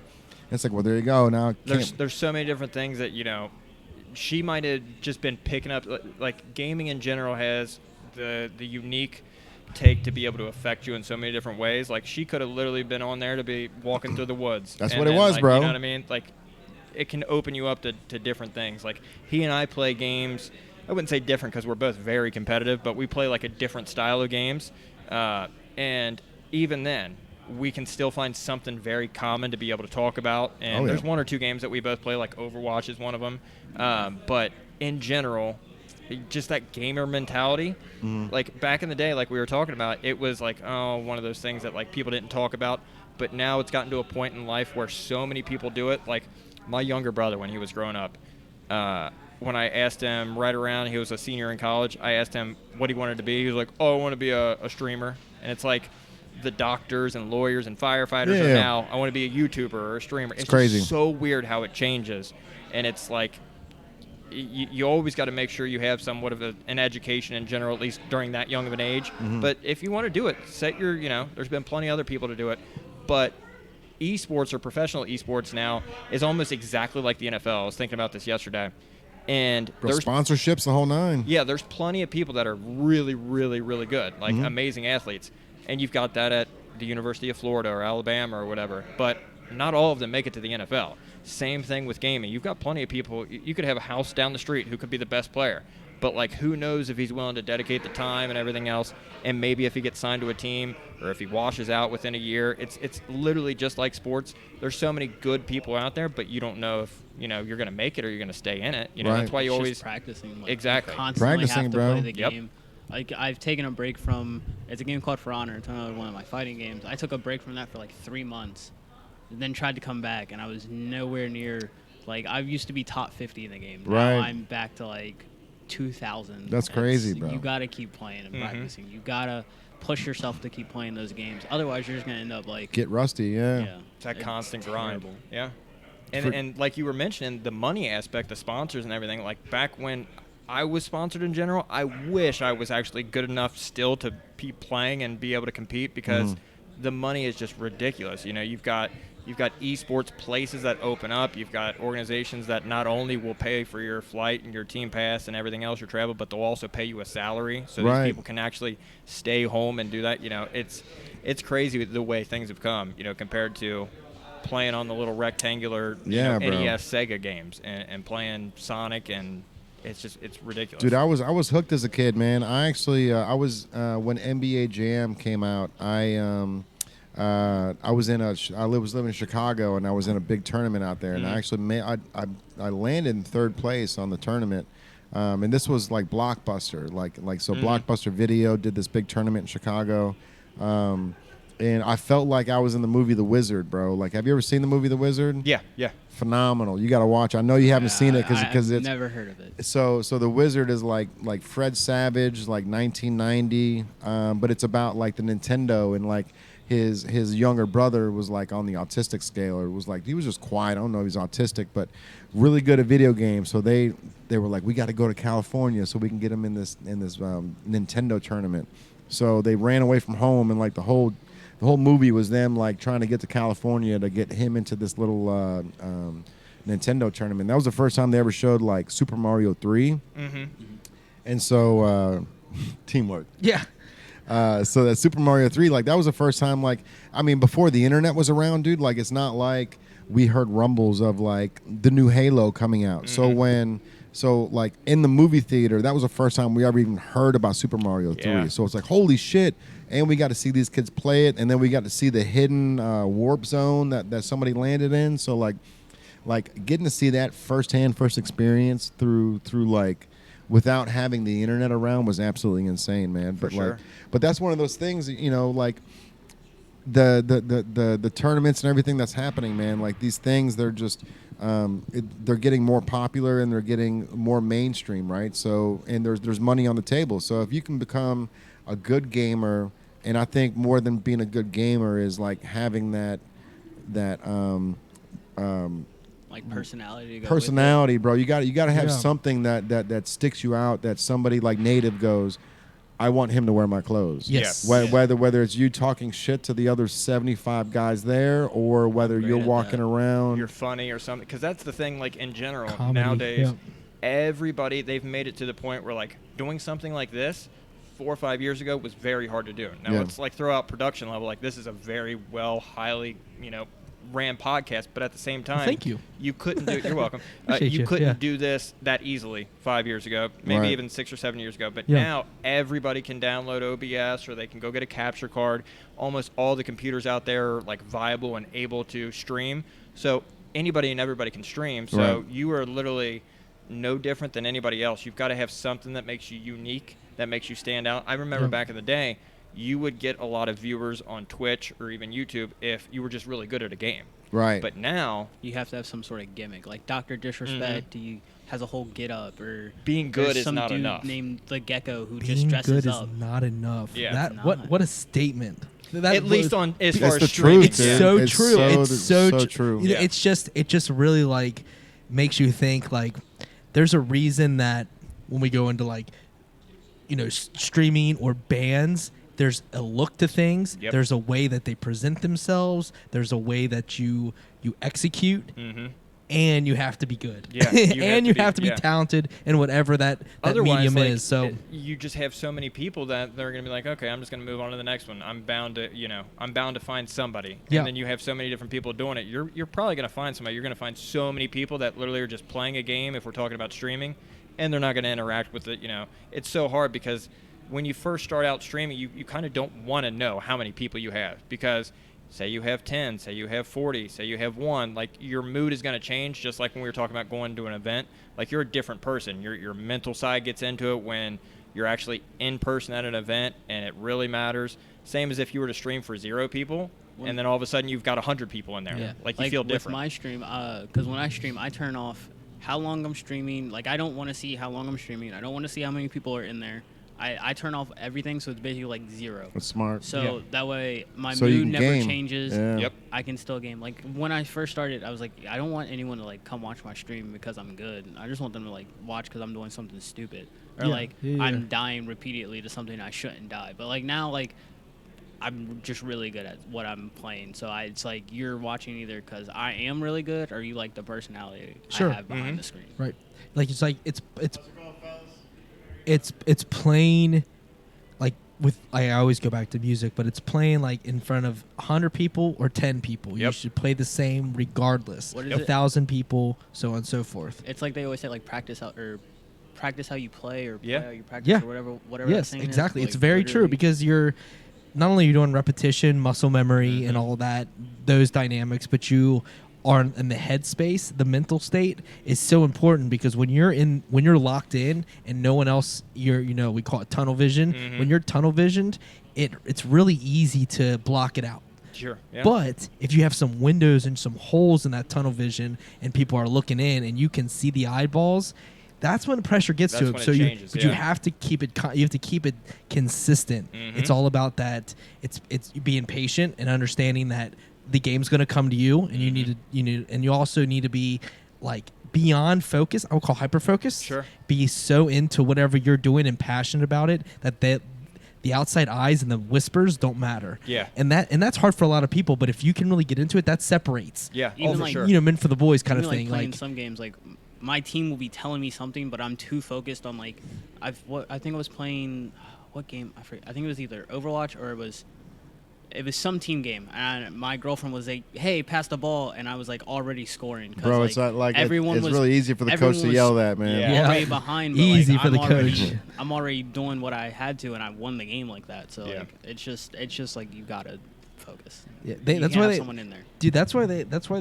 for like military sense, that's why they always have people yelling over you, putting you in high intense situations in your own camp. So as long as people are coming at you heavy and everything's bombarding you, and you can keep the focus and keep the sniper rifle or keep whatever thing you have to do, if you keep focused and this person is still bringing the rain, the pouring down, and you can still Michael Jordan, and you can that shit, still Michael Jordan it, that is how they separate. That's what separates and people, and then you take that class of person, you move up. I mean, dude, I'm telling you right now, video gamers and people that are out there doing those high intense moments in those situations are not like, yeah, it's different than holding a real rifle, but like that level of focus, there is correlation of some level of human. They may not have gone down that path, but like the correlation of someone, you know, driving a jet, you know, flying a plane, and like the simulations are so close, and you have to, if it's a real high intense situation, yeah, you're gonna be a different level, but like they I'm sure these companies are looking for the high intense gamers, the high intense people that are in those highest level of that situation, because it's real to them. You're in a real moment. We talk about VR being real life, living in that moment, but you're in, like, you've got the Oculus on, you're going in, but like that moment is so real. Your sensories are so high, so like people know, they recognize there's a similarity. It's all about form fitting the human into the right position of job, but like, that's a good way to put it. But it's so real, and technology has really helped us to get to this point, and it's fascinating to me. I love thinking about that kind of stuff, because I don't know, just the world is a vast place, and when you have, like, you can play a game that you feel like you're in it, dude. You're in it, and then like, oh man, like when you get out of it, you're like, oh, this is reality. Oh man. So like that's actually a good transition, because I'm wondering, do you guys want it to get to the point that gaming gets that high in depth where, you know, instead of being behind the computer, you guys are actually in that little circle that you're running, like Ready Player One. Yeah. Literally, as soon as gaming gets like that, it's over for most people. Yeah, I think for sure that'd be really unique, and it would be really cool for sure. I don't know if we're any like Oculus and what's the other ones, like Vive and everything else like that. I think that'll take also a certain type of person as well, because like not everybody is in shape enough to run or something like that, you know what I mean? So I think it might take a little bit of time to catch on, but I think it's bound to happen. You know, like, look at where we were talking about square controllers before, and now we're talking about angular, and he's talking about buttons on the back of it. You know, so it's only a matter of time before it iterates. For sure. I don't know. How would you feel about it? Well, most people use gaming because, like, I have a cousin who can't walk, so they use gaming and they use that as like an escape. So if like we go into like the Ready Player One, where you have to be up and you're walking in real life as your character moving, I don't think it's gonna be a good situation. I mean, it's cool. It's a cool concept, but like gaming's it's supposed to be for everyone. Like anyone can go around and they can pick up a controller and they can get good at one game, or they can go get multiple games. For sure. But I would say with someone that can't walk or someone that can't see or along those lines, I do think adaptation is going to happen.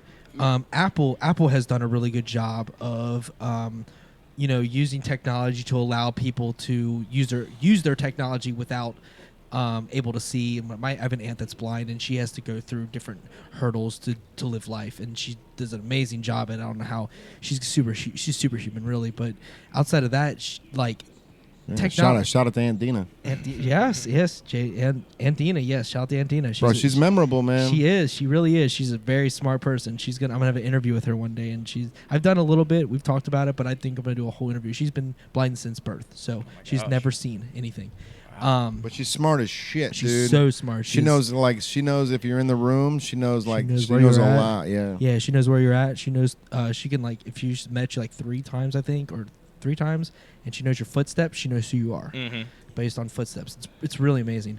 But outside of that, I think the adaptation of how technology will grow with that. So someone that can't walk will have they call it handicap, of course, for a reason. But in golf, handicaps exist for people that aren't as good. Sure. And there's basically a scale that everyone falls on to a degree. And what's your handicap? It's a universal thing. We all know the time. We all know the time, right? We all see the same time. Handicaps kind of work the same, where everyone is in the same register. Some people, the pros, are obviously out of the handicap. They're in the world of making it for a living. But like, there are people that are really good, and there are people that are just starting. So what's your handicap? With video games, it's much the same, where there's going to be a handicap level, and they're going to, even with VR, they're going to adapt to people in wheelchairs. They're going to have to. Make it more accessible. Yes. And trust me, the smart people out there creating this stuff they are so smart that they're going to add everybody involved, because it's in their best interest. These people out there, there's a select few, I believe, that are just creating all this technology. It's not a bunch of people. It's select humans that are out there named or unnamed. Who knows where they may not be want to be named. Some people don't want to be public. Sure. They're just super talented. I don't want you to know where I live. They don't want the recognition. Yeah, no, don't Google where I'm at. Yeah. Just I'll go home and I'll make the technology. You guys, human race, can enjoy it. They're paying me enough so I don't have to worry about it again. Yeah. But like, whoever's creating the technology is not going to forget people who can't walk, who can't see, who can't hear, and who can't speak. And so they're going to adapt. So someone like that can't walk, like your family member. Well, even like what you're saying, like can't speak, like they have pinging systems in games now. Like Right. That's true. Apex was the first one to get actual real recognition for it. Like you can ping everything in any. You can ping who Easier way opened to this communicate. box, who ran past here. Like the ping system is great for that. Like I don't like using my mic half the time, so I'll just ping if I need to. Right. Like if I'm not streaming or I'm not with my group of gamers, like the group of I run games with, it's ping system all the way. Sure. It's for some people, and it's not for everybody. It's not meant for everybody. You know what I mean? Right. Like it's just the way it is because we all live different walks of life. We have different reasons for whatever.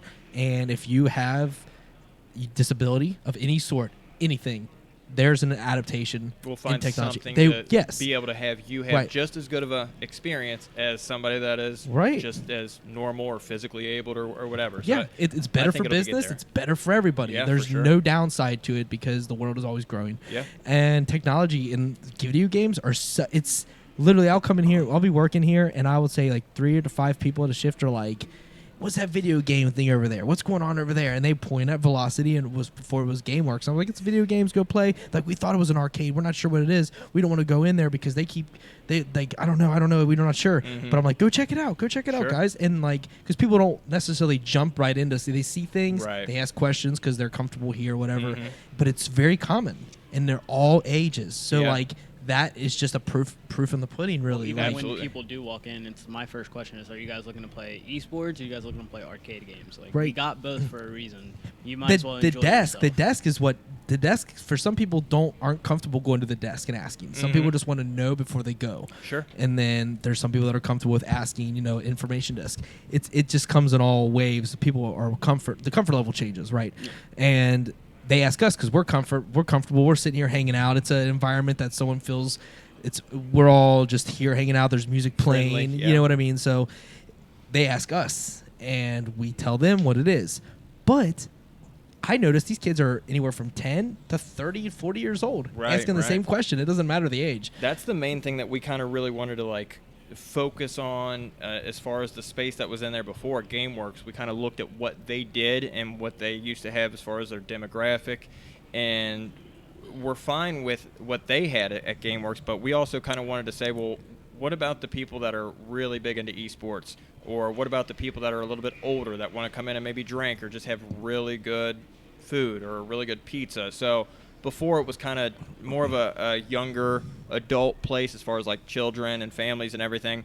So us, when we opened, like we definitely wanted to be able to have kids in there if they have parents and adults with them to supervise, and then we also have family aspects and atmospheres, but we really wanted to nail down that 21 to 35 year old range to be able to come in, and just like a sports bar we're working on, actually it'll be done in the next couple of days. When you come in during the season, you're going to end up having the NFL game on one of our huge that's going to be TVs. huge, dude. We're also going to end up having where you come in, you can get a beer, and you're going to see the Rocket League tournament on, or That's you're going to see the awesome. Call of Duty I was Championship. going to you know ask what I mean? that. That was my next question. Are you guys going to put like the tournaments on like a big screen rather than a small? And like, not even necessarily ones that we're hosting, but just whatever's the most popular. Yeah. Like a Got couple to. weeks ago, That's there was awesome. or maybe a month ago, there was a Fortnite event, and I had texted him and said, we have to have this on our streaming. That Fortnite event, there was 15 to 20 kids immediately who came in who wanted to play the new stuff. Like, because I know one kid said, well, I don't know if I want to play the new season, so I just came here to buy it first. And I was like, that's fine by me. Smart It's kid, almost bro. like Smart that new kid, Blockbuster. yeah. Yeah, like Jesus. back in the day. Yeah. You would They go are play- smart, man. It's very smart. They're And smart. it's honestly at a,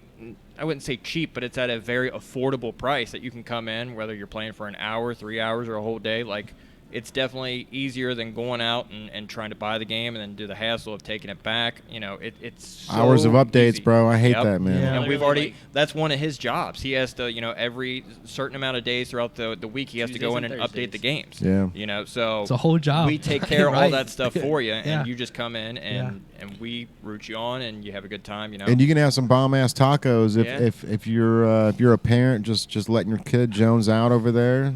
You know, so or even if you're not a parent as well, and you want to say, okay, kids, go do something, whatever. And I'm going to go to the social lounge. I'm going to go play pool, or go play shuffleboard or giant Jenga, or we've got couches back there and we've got big chairs to the point. Yeah, where dude, you it's a just relax. vibe. It's a vibe. Yeah, I've been over there a few times and we just chill out, and have a beer. It's just a nice, easy place to relax. It's a little bit quieter than being up around the bar and everything. Yeah. And it's just such a cool experience to see so many different groups of people that come in.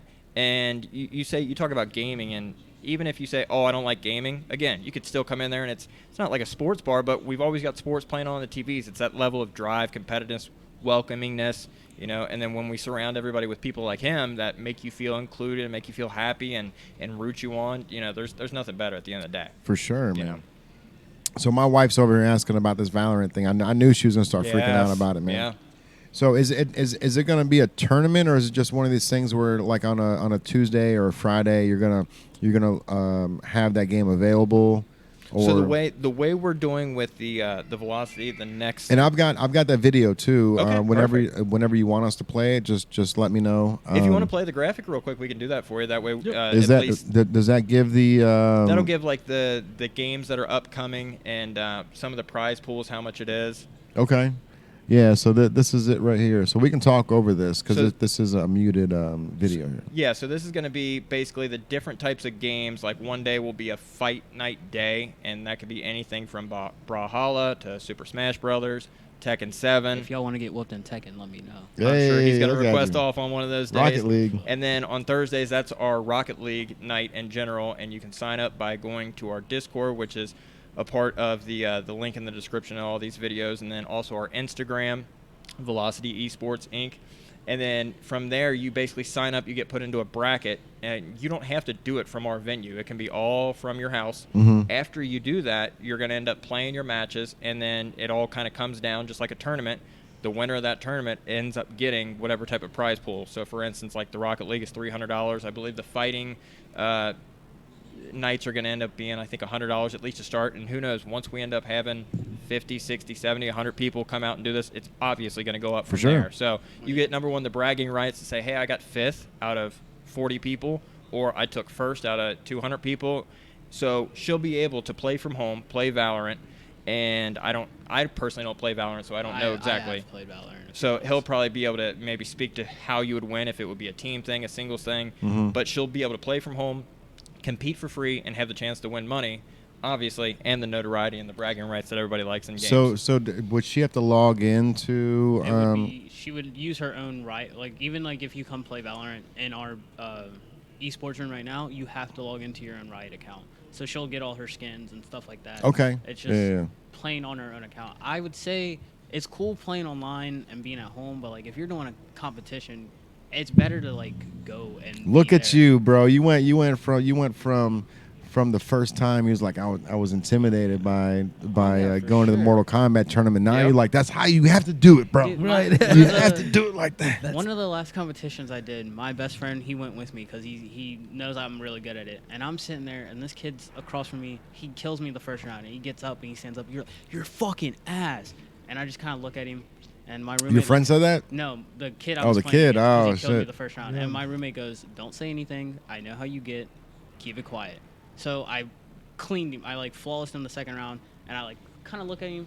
And then I beat him the whole game. And I stood up. I was like, who's fucking ass? Remember who's fucking ass. Yeah. I like Gotta sent let him the past. play do the talking. It's literally Yeah, like, let the play do the talking. Right. That's fun. Right. Man. Get the loudest ones in the room don't always Yep. finish last. You know what though, bro? Yeah. Like so you weren't around for these days, man. But when Mortal Kombat first came out in the arcade, there was like so I would be on the left side, right, and you'd be playing, and then you would beat somebody, like you're playing the computer. the tower. Yeah. And then all of a sudden, some dickhead will come over and throw a quarter in the machine, and then he would be able to fight you. Right? Oh yeah. So it would then interrupt if you lost, then the whole thing was gone, bro. You had to start all over. So like there was moments, man, where like people would be putting their quarter on the arcade. Like, I got next. It's like, damn, bro. Let me finish my Like, ladder. let me just beat the computer, bro. Somebody's trying to come in here and steal my thunder. Ultimate buzzkill right Oh, there. for real. Bro, have you ever seen the movie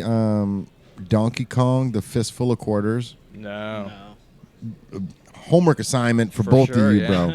So we'll have to report back on dude, it. This movie is so like I watched it as a joke, and by the end of it, I was so hooked, bro. It was like the 90s to a T. Mm-hmm. Like it was this dude who he was like the top gamer in the 90s. Like every single game that came out, he won the tournaments, and he put his name as USA, I think, as like. He's a douchebag, bro. Like the show's so good because he's like everybody asks me, everyone always asks me what gamer tag is. He's like, and you guys have seen it the whole time. And he like does like this to his tie, and his tie is just a United States flag. Mm-hmm. And so that's been his like gamer tag the whole time.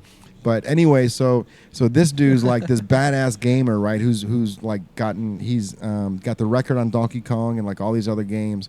And then this guy named Steve Wiebe, who's he's a high school teacher, really good at Donkey Kong, right? So he buys a Donkey Kong unit, puts it in his garage, and beats the game. He records the whole thing, right? Because you have to have the actual footage. Yeah, the proof. So to turn into whatever the database is to be like the world record holder. And he beat this guy's record, right? And had the whole thing filmed. Turned it into the MLG or whatever, like the big company is to do this. So this guy had a bunch of his buddies come to the dude's house. They broke into his garage, looked at his Donkey Kong machine, and the motherboard had been soldered, like resoldered. So something on there was remelted. So they discontinued. They actually pulled his record and said, "You're not the winner. Like this board's been modified." They thought he had tampered with it. Yeah. Okay. So now Steve Wiebe, the high school teacher, is traveling around the country trying to find this fucking guy, bro, to play him in the middle of an arcade. Yeah. And I was like, by 2 hours into it, bro, I'm like, oh my God, is he gonna happen? And then all of a sudden they're in this arcade unit, and then this guy's like, Steve Wiebe's playing the Donkey Kong, and then this nerd like sees what's happening, and so he starts walking around the place, starts tapping people on the shoulder, starts glitch scene, Donkey Kong coming up. And so he's like walking around like, hey, there's about to be a glitch scene, Donkey Kong aisle 3.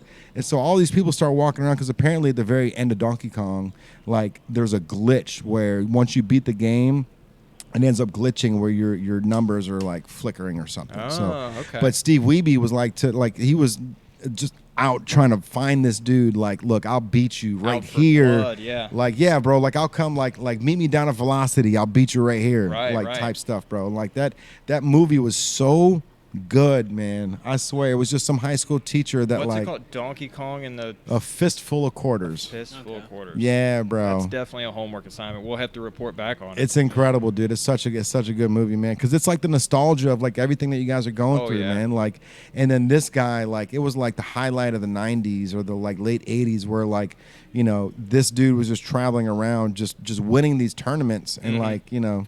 Just having like this normal guy from Wisconsin or Illinois, wherever he was from, he was like, yeah. That sounds so intense. The whole story is bro, like he was traveling around trying to find him, and like, it was in an arcade near you. Dude, it was like seriously. Donkey Kong and they had a referee. Like the referee was in a black and white shirt. Like a referee shirt. Yep. And he's the one that judges the scores and the whole nine. Like he's they got to take be the it one that like seriously, records dude. it and everything else. Yeah. It's incredible, bro. You got to watch it too if you haven't seen it. I'm down. I'm bring it on. Let's go. We all got homework. Yeah, I'm down. gonna watch it again tonight. I'm gonna make Kaylin watch it for the 6th time. Yeah, I'll watch it for the first. Where do you find it? Bro, like YouTube. Well, here's a better question. Probably. When did it come out? Like, is it a newer movie? Or no, is this it's got to be like 10 to 15 years old, something like that. So it's been around for a while, but it's one of those. It's probably might still be on Netflix, but it might be on Yubi or whatever that shit is now, like Tubi or whatever that is. Yeah. There's a lot of places to watch stuff now. Oh yeah. We've spread pretty thin on streaming something. Yeah. Found that out the other day, man. I had to Kaylin had to change her credit card, and like all the fucking Netflix, Hulu, all these things, like we're going to like check in. It's like you need a new payment. It's like, damn, how many of these things are you paying for, dude? I know, like, yeah. And it's funny too, because like you know, cable, bro, cable. For one thing, like you guys probably don't even know this. So when cable first came out, their main objective was, hey, pay us for the commercials. So when cable came out, their whole thing was, we are no commercials. You guys are paying us $19 a month, so you guys get 24-hour access to TV, the channels, the whole nine, without any interruptions, right? So that was their MO when cable first came out. That was the whole stigma of me and you paying this company for us to watch their stuff, right? And then 10 years later, commercials, the whole nine. So that's exactly what happened to not Spotify, but Sirius Radio and XM. So when XM and Sirius came out, they did the same thing. They said, hey, pay us $19.99 and you guys won't have any commercials. You know, that's, and so XM and Sirius, they end up battling it out, and XM was a winner in that one. Is XM even around? They're still around for sure. I think it's Sirius XM. I think Sirius. Okay, so they combined Sirius XM. Yeah, purchased one. Yeah. So there you go. But that was just one of those things, man. Where like you know, you get into these situations, dude, where like I don't even know where I was going with this, but because streaming services cost so much money. That's where I'm going with it, So that's what insane. Netflix went so up. we were paying $160 for cable, right? So we dropped cable to do the $19.99 for Netflix or $12.99 for Netflix, but then now it's $16. Netflix, Hulu, Amazon Plus, HBO Plus, like HBO Go, like they've got them all. Disney Plus, it's coveted. Well, so you buy Disney Plus, you get ESPN and the other one too. Yeah, and Hulu. Hulu, yeah. Hulu's commercials, though. Let's pivot there. Commercials, those have become almost little mini movies. Have we? Oh yeah, even though sure. you see it. Well, even like getting an ad on YouTube, it went from 15 seconds to 30 seconds to I'm getting a 30-minute ad. Bro, and you can't even bypass it now. Right. I just exit you have to YouTube wait. Yep. You've got to wait. I make sure any type of streaming service I have to get the option with no ads. Like Hulu has to be no ads. Netflix is going to be coming out with one that has ads. I'm sure. And they should have years ago. Yeah. There you are. But I think that's what has Netflix on a different tier than everybody else. Is they were ahead of the curve. They put everything in motion. They're innovators, right? So like the commercials being, you know, hey, what's up? A lot of people on the levee tonight. A lot of people. Yeah. That's the cool thing, man. Yeah, we're able to see everybody. Man, that's sweet. Right? Yes, sir.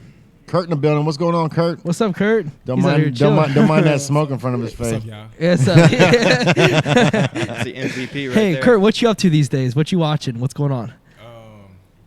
I watched Equalizer. Equalizer? Cool. 1 and 2. 1 and 2. Which one do you like better? I like the first one better. Yeah. You know. First one's pretty good. First one, so it's like you figure you understanding how everything start off. Mm-hmm. Yeah, you're gonna have to have that all the way up on your mouth, bro. Huh? All the way up on your mouth, like your Kendrick Lamar over here. All right.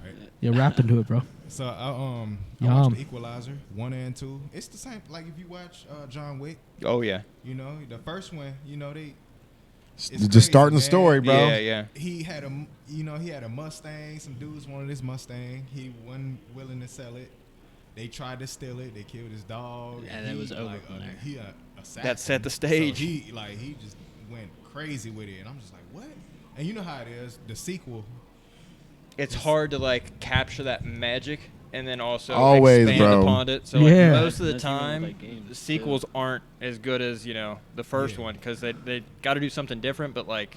You got to stay kind of true without being, completely that's just different. like gaming. Like That's the truth too, the first bro. Borderlands was That's really right good, and then Borderlands 2 was the best. And then you're like, hey, here's the pre-sequel. That was complete garbage. Yeah.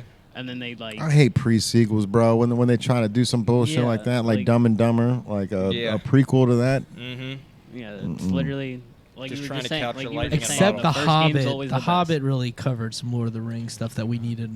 You want to hear I a will say weird thing? I've never seen any of the Lord of the Rings. Neither have I, bro. Never seen any of the Hobbits. Neither have I. They've got such a following. They're It's ridiculous. My wife yells at me every single time, bro, Yeah, and it's so like I don't know good. if I want to dedicate 20, lot of 24 time, hours of yeah. my life It's a to lot. like Yeah. the It's a- 7 Yeah, 4 hours just the movies. the trilogy for Lord of the Rings and watch the Hobbit, and Mhm. I'm good. I read all the books like when I was way younger, but like reader younger. As I'm older, I'm more like listener and content on the internet. Sure. But like younger, read the books, watch the movies. But Legolas, man, he we talked about bow and arrow earlier. Mm-hmm. You know, archery. We were talking RuneScape and all that early on before we recorded whatever. But that was my game of choice when I was younger. Music and RuneScape. That was kind of my starting. Quite the pair. Yeah, man. Focus on the video game that I'm clicking and just play on my bass and just memorize tablature pretty much for hours on hours. I can't even tell you how many hours that I dedicated to that. No shame. But like it's just not. Yeah, dude, that was ridiculous. But it got me to this point. So but the fact that Lord of the Rings had that much of an impact on me, like it just like it was so cool. Like the era that it is, the acting, the battle scenes, everything was so epic. And then like The Hobbit just explained where it started, and that prequel, that was important. Sure. A lot of prequels, you're like, they're unnecessary. They're trying too hard. You know where it ends. So exactly. That, right. You've got to make it so different, or there's got to be characters that weren't in the original trilogy or whatever. Because if they're in the original trilogy, it's like, okay, I know where this person's going. I know how it's going to end. Yep. So it's almost like you got to have sometimes characters and stories that are not even involved in it. That's exactly what happened with the pre-sequel of Borderlands. They showed a character everyone knows as Handsome Jack, but they just called him Jack because that was like who he was at that moment. Right. And you know his outcome. Because you knows his entire story. Yeah. You already know. You're part of his outcome. You're the reason where he's at today. And like. Some prequels are like worth it. Like I think one of the Assassin's Creed is a prequel or something. I'm not a huge Assassin's Creed player, but like it's important for some stuff, but not for some of them are just plain out stupid. I played Origins. Money grabs, I played Origins. Might be the prequel. I played the Origins one. My brother told me he's like you should play this. I'm like, all right, because I play Rocket League a little bit on the side just for fun. I do all right. I do all right, but it's just like one of those things where Rocket League's a game. Sorry, Rocket League is like it's not a league. It's like soccer. It's like soccer with cars.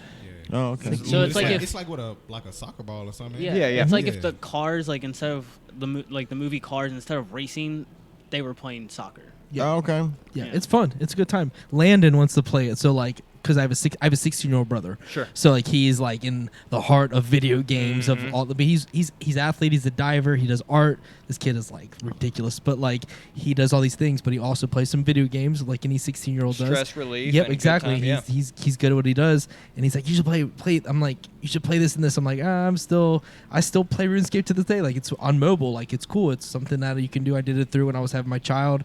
Like at home, we were COVID. Like after. Like she was born, we went through COVID, sitting at home. There's nothing much to do. Play on the phone, whatever, when we were at work. But like, it's like he is so invested in these games, and I'm like, man, I got to bond with him. Let's do it. Sure. So I started playing Rocket League with him through Christmas time. Got pretty good at it, like with friends. Like not on like a serious level, but like enough to like when I'm playing the games, I'm not the person that they're like talking trash to. I'm fitting in with everybody. You're not like holding them back. Yeah, I'm not holding anybody back. The status Leroy Jenkins running in there. Right, exactly. But like, it's a fun game though. It's a fun game though. It gets pretty intense. Oh sure. People are like really I've played good. it a couple times, and it gets to the point where like I've got a buddy that plays, and he's whatever one of the top ones, and I was like. I feel bad playing with you just because I feel like you're carrying me. And then after a little bit of time, you get a little bit more acclimated, know how the controls work. Yeah. Because it's really just physics. You know what I mean? Like if you hit the car in this part of the ball will go this way. Yeah. I'll hit it the exact same way, and the ball will go that way. I'm like, how the hell? Hit it with your tires, it slows it down. Yeah. Like there's a way to like mute the ball and have it stop and then do your thing. Like. And you can flip your car real quick. That's genius, though, bro. Like, if I was able to create a game like that, I would have everything, like emergency brake, the whole nine. Like it would do a little bit different. Like, there's like an e-brake. There's like boost. If it's very for as simplistic as it is. It's very, very complex. If that makes any sense at the same time. Even like you guys were talking like being that bad player. Like your wife plays Valorant. Like my first.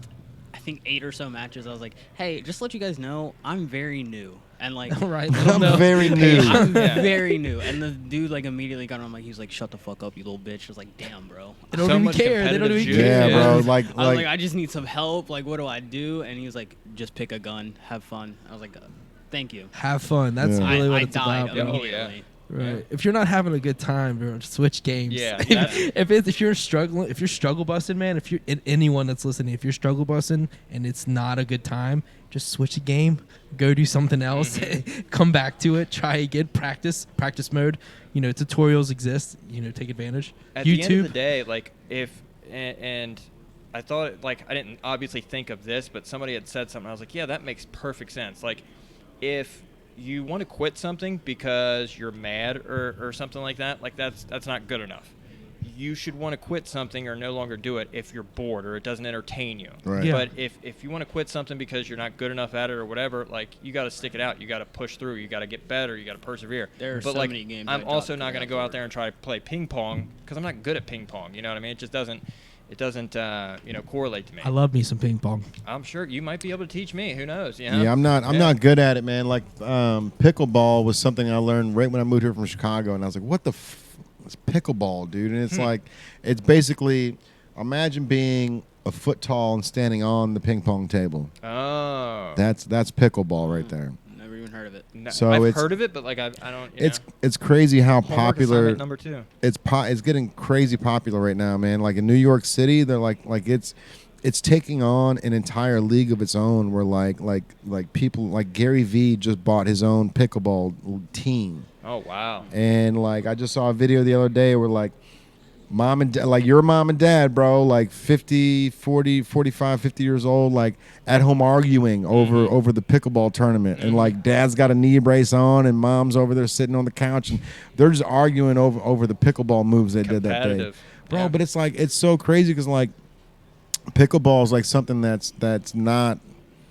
It's just a life-size ping pong table, man. Sure. It's crazy to think that this has taken on a life of its own, and like Gary Vee bought into it, where he wants to buy his own team, and they're making, they've got like this like high rise where like one floor is like just an entire pickleball floor, bro. Like where it's like a tournament, man. It's crazy that like, but then again, like these are just a certain type of demographic. Like all they are we've just been talking about it 40-year-olds literally that for like that. a long time. Talk about gaming. We never thought gaming would be as big as it is now. Bro, it was so frowned You upon, said- man, for you so said, long. Dayton's team or Dayton school has a esports team. Oh, yeah. I was trying to get an esports team for Newport, and I was like looked at stupidly. That's So that was crazy, still, bro. like, right at And- that time And where it's nobody insane wanted because like Dayton, Kentucky is such a small school. You Oh, know yeah. what I mean? And the fact that I mean, maybe that's just there's more people that want to play games than sports over there. You know what I mean? I'm not sure what that is, but there's something there that that let Dayton, Kentucky say, hey, let's take this and see what happens, Take man. a shot on it. Yeah. So how are you guys doing on time, man? I know you were supposed to be back there at 8, so we're 45 minutes Yeah, past. we are It's about 8:47 right now. 10 minutes away from closing, so I think we actually got to wrap Go ahead it up and wrap it soon. up. But I mean, I think at the end of the day, I was a little bit talking to Julius. I was like, man, what are we going to be able to talk about? Number one, you got to make sure you can mesh well and you get along with each other, which I think you guys are freaking great. You guys have Thank you, bro. Great. You guys have a great dynamic back and forth. Like, you get to the point where you're thinking of something, he not finishes your sentence, but he knows exactly what you're talking about. He does, man. You know, so you guys do a really good job on, and also making people feel, at home, comfortable, bringing up subjects that they know that they like, So obviously we have homework to do, but if at any point in time, if you ever want to have us back on, we'd love to be back on and talk. Dude, to you. I'd love There's to so get, much we didn't talk about. And I'm I'd like, love to oh, get man. you guys back on when we start these Yeah. tournaments because I'd love to host them or I'd love to help be a part of it because I think like our demographic is getting really young. So the kids that are coming in here are like 8 to 16 now or that are really like gravitating towards the brand. So it's like one of those things where like that's the demographic that plays video games anyways, man. Sure. So if we can and I've got a guy, Jesse Blaine, who wanted me to do a Fortnite tournament here 3 years ago. So if we can set something up and we can bounce the ball in the court, dude, like that's the thing that I'm good at is putting like connecting the dots, right? Yeah, for finding, okay, you guys are good at this, we're good at this. Let's do this and let's make this happen. And that was something a lot of like we were talking about it earlier, man. A lot of companies like they don't want to see other people thrive, and like especially in Cincinnati, it's really hard. Like if you got a clothing brand, most other clothing brands are like They want to keep it to themselves. yeah, no man, like I'm not going to give you the recipe to Coca-Cola, Yeah. but for us, like any kid that wants to come in and start a clothing line, like I will stop what I'm doing and I will talk to him and guide him and help him out whatever he needs to do, because if I can cut 10 years off of trial and error to get to a point where you're comfortable with what you're doing, so like for you guys being in the esports business, and that's new, right? Like, yeah, it's as far as the focus itself of like us calling it Velocity Esports. We have so much more than esports that we focus on. But sure. That's one of the things that we kind of looked and saw the potential with revenue and with the amount of people to play it. You've got, boys, girls, adults, all different ages, all different races. There's so much potential that you could have so many boxes checked. For sure. Well, even like when I started, like I didn't tell any of them I streamed, but then like we were having conversations about some game, and I was like letting them know like, hey, I stream sometimes, and he's been one of the biggest supporters. Like he was my first sub. He's been teaching me, dude. He's been teaching me how to do Nightbot and set showed up him OBS how to stream, stuff. showed him how to do all this different stuff. Like it just brings like I know that we have a lot of common things. You know what I mean? Right. Like that's how you can kind of find good friends and build a community and everything else. And at the end of the day, we've got so many different things that you can come in and do: esports, arcade games, food, drinks. Like you could have a community of people that love our cocktails or love drinking beer. All those different things. So it's just definitely exciting to see that we don't just check one box. I think we check a variety. You check it. It's an entertainment down there. Absolutely. It is, man. It's more than just one thing. If you want just food, you can get great food down there. If you want just games, you can get games down there. If you want like online games, you can do that. If you want to play pool, you can do that. Like you guys have so many. You guys are checking the box on so many different aspects that you're saying. So I got a question, man, because I know you guys had to get going. Obviously, like the Twitch dream isn't over, right? Like the online streamer isn't dead, because it's alive in all of us. And you're younger than I am. I'm still fighting for my meal, man. Like we haven't got to the major leagues yet. Like this may look like the major leagues, but for me, like this is still the minors. So like once we get picked up by Zoomies, or once we get picked up by a second place where we're opening up a second store, that's when I've got to finally punch in and start the major leagues, right? Mm-hmm. But and I'm in my 40s, bro. Now you guys are way younger than I am, like, and the gaming community is getting bigger by the day, right? Mm-hmm. And especially with COVID, it boosted everything to another level because everybody was at home, and so now, there was a moment, bro, where I wasn't even able to buy webcams 2 years ago. Same. Like that's crazy to think that the every Cam Link, like everybody was doing these home like meetings and shit, to the point where like I went to Micro Center's that's my Toys R Us, bro. Oh yeah, for sure. Like when I go there, like that's my Toys R Us. So like when I went there and I couldn't find any of these Brio 4K cameras, I'm like, what are you talking about? Like what is? No, you can get the generic one here that's like the Japanese version, but it's like, bro, come on, man. Like, it's crazy to think that within the past 2 years, even the adults and even the older people they've gotten to the point where they've had to learn how to use the computer and use Zoom and use the webcams and all this stuff, man. And that's doing is amplifying the esports and amplifying this online community that is only getting bigger, bro. Like, oh, for sure. I did everything backwards. We got a clothing store now. Like I should have been online 10 years ago, right? But like I was so focused on trying to make this interactive retail that I was like the Dr. Pepper walking against all the Coca-Colas, right? But like now I'm at the point going, God, I should have just been the Coca-Cola back then, like pressing the boundaries of all the internet stuff, right? But to get to the point, what I'm saying, man, like you guys are still young, and the esports is still young, right? Yeah. So for you guys to be in this avenue where you've got an incredible storefront where you can actually like showcase your stuff, right? Like, so you're like an online gamer on your off time. So like, how do we get you to the point where you're getting more views or more streamers by using Velocity, right? Like, because there's ways that you two can become famous online gamers. Sure. And work at Velocity, bro. And so the brand and everything. At what point, like, how does that puts Velocity at a point where the brand is up here because our staff is right here. Right. You know what I mean? I think that's a good question. It's also a very hindsight's 2020, and also a complicated question to the point where like one thing that you definitely have to have for it to be a a relationship that evens out is you've got to have a streamer or somebody that can bring attention to the brand, and then you've also got to be able to have a brand that's good enough that people will be watching and care about. But is it out of the realm of possibility? No, because that's basically what everybody's doing. If you like somebody, you're going to sponsor them. You're going to say, hey, wear my stuff, or hey, put my logo on your channel.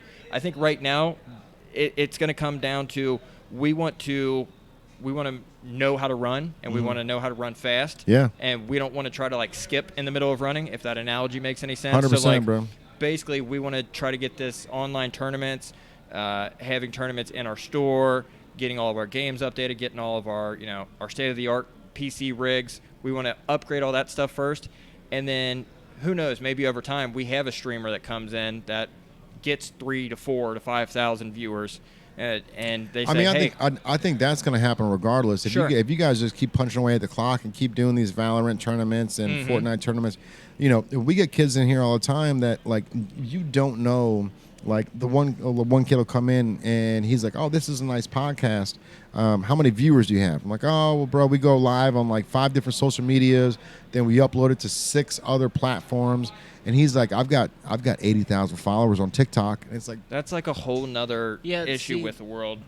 It is, bro. It is. I stream right now, and one of the things a lot of streamers are going to say, go outsource to TikTok.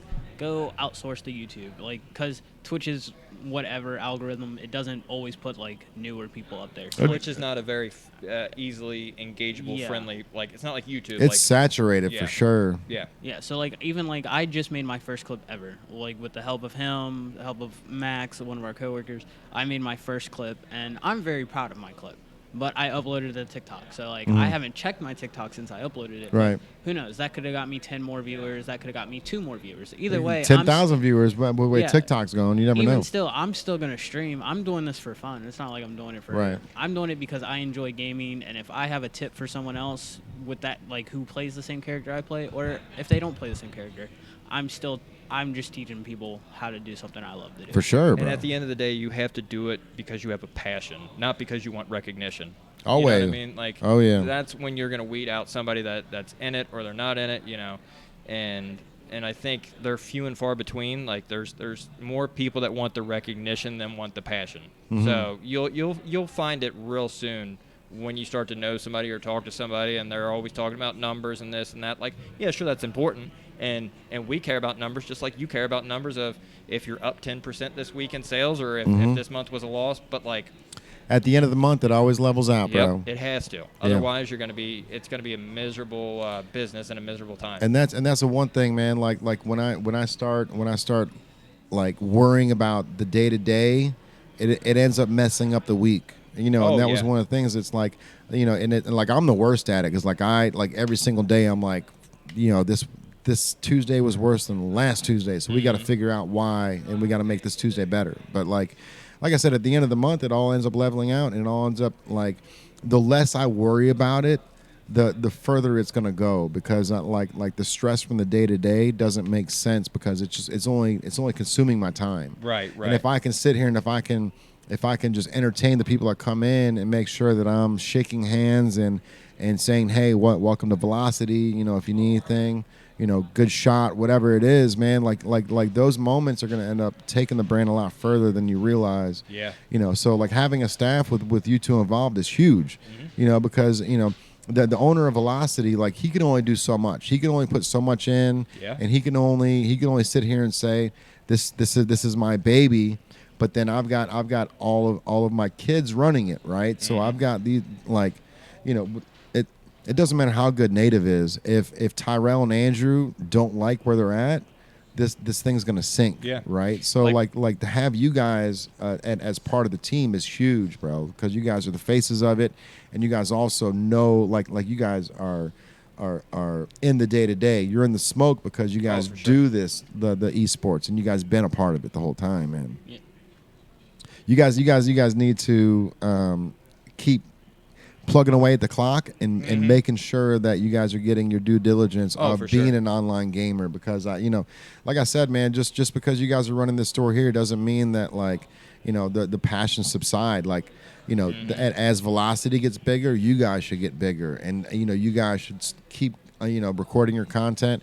And so if my wife comes down here, am I able to plug a webcam up so people can, so she can live, like, you know what I mean? Live like stream. So as of right now, the way we've kind of got it set up is there's like a program that takes over the computer. That right, way, because she would have to, like, she has OBS, she has Yeah, the Stream Deck, she has all these things that, like, So that's something that that we're working on right now. But like the system that kind of controls the PC basically locks the PC to where you can't like open OBS, you can't do any of that stuff. So smart. again, one of those Yeah, things because you down can't the hack road- it, you can't put viruses on the whole Or nine. basically, you can't just have a kid come over and open up the PC and start playing. Like you need to pay for the time. Right. But that's one of those things that, like, as time goes a little bit by, we've had different thoughts of having like 1 or 2 streaming PCs, and whenever you're streaming, you could be streaming to our Velocity Esports Twitch page, or if you want to log onto your own Twitch, that's definitely something that we've thought of. I mean, that's for sure in awesome the that they future. can do that to the Velocity Esports link too, man. Absolutely, yeah.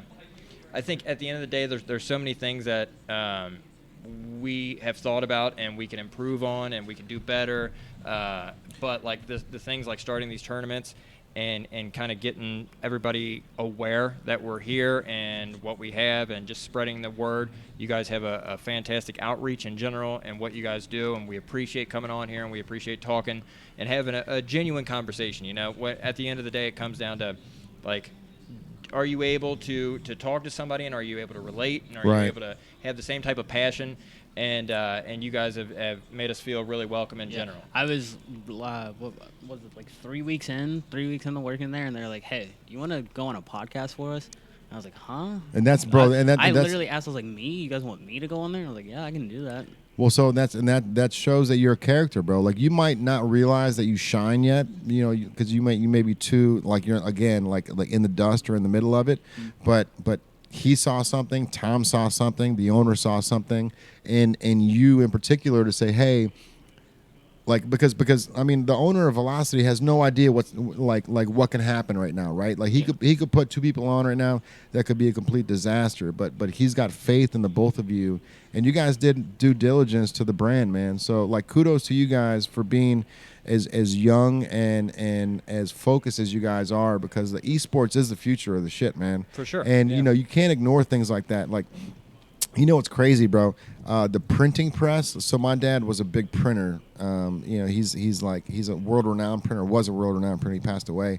But when the printing press first came around, they thought that was going to kill the written word, right? So they thought the printer was a cheap version of the written word. Like, no, if you're going to have a book, it's got to be written by hand. Yeah.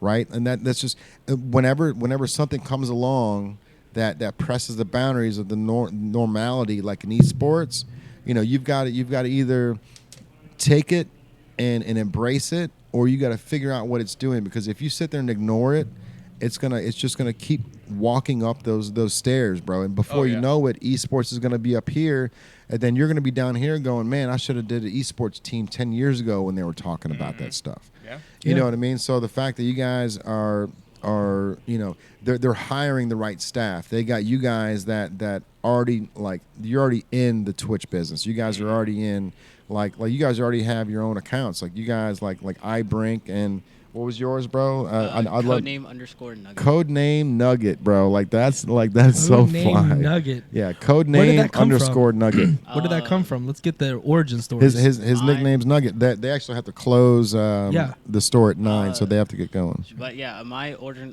what was I? At first, my name was like Monkey Boy, and I was playing a game, and someone was like, that's like really racist. Considering yeah, bro. That sounds like you're right. And then one day, I was like, what was I? I was eating dinosaur nuggets, and I was like, man, I really love these things. and then them dinosaur nuggets are fire. Right, they are. PlayStation was like, hey, you can change your name, and I was like, typing in real Code fast name before anyone else could get it. Yeah. And ever since then, I've been like that. It's been like, what, 2 years now since I've had Codename Nugget? Okay. Yeah. That's awesome, man. Mine was from, mine's really easy. So my last name is Brinkman. So, like, growing up and all throughout high school and everything, everybody would call me Brink. And during the time, I think, like, the very original Brink gamer tag on Xbox was taken, so I just added, like, the I before it because it looks just like a bar. So it was just always I Brink. So, That's cool. nice and easily, really. Yeah. It's easy to remember too, for sure. Yeah, absolutely. And so, if anybody wants to contact Velocity, so Velocity Next on Twitch or Velocity Esports Inc. on IG, right? So, Absolutely, and IG is your main one that you guys focus on. IG right now? is probably the easiest way to go and see the different apps and different outlets you can go to. So, for instance, we also have on Facebook, we've got the Velocity Esports Inc., and then we've also got Velocity Esports Newport, because we're going to be, before the end of the year, we're going to be opening up 2 different locations. So we're going to have a total of 3 stores. But that's incredible. That's something I wanted to ask, bro, because like the fact that this is the first one is huge, right? It's like we've got to set a standard and a precedent for sure. I mean, it's incredible, bro. Like Newport really needs to understand the fact that you got the first one that you put is right here, because you guys took over the old GameWorks, right? Like the whole, and so there could have been 7 or 8 different states that you guys could have chose, but you chose Newport, Kentucky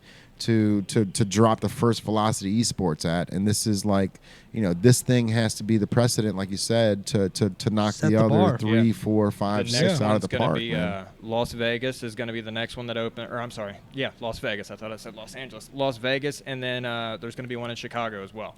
And that just shows that Velocity Esports is really like already going to be at the top of the food chain, because we're lucky to have you guys in Newport, Kentucky, for real, bro, because if you guys are going to Vegas and Chicago, like those are major markets. The meccas, yeah, for sure. So we're definitely excited on where things are going, and the crowd and the family and the group that we've built, and we're always going to try to innovate.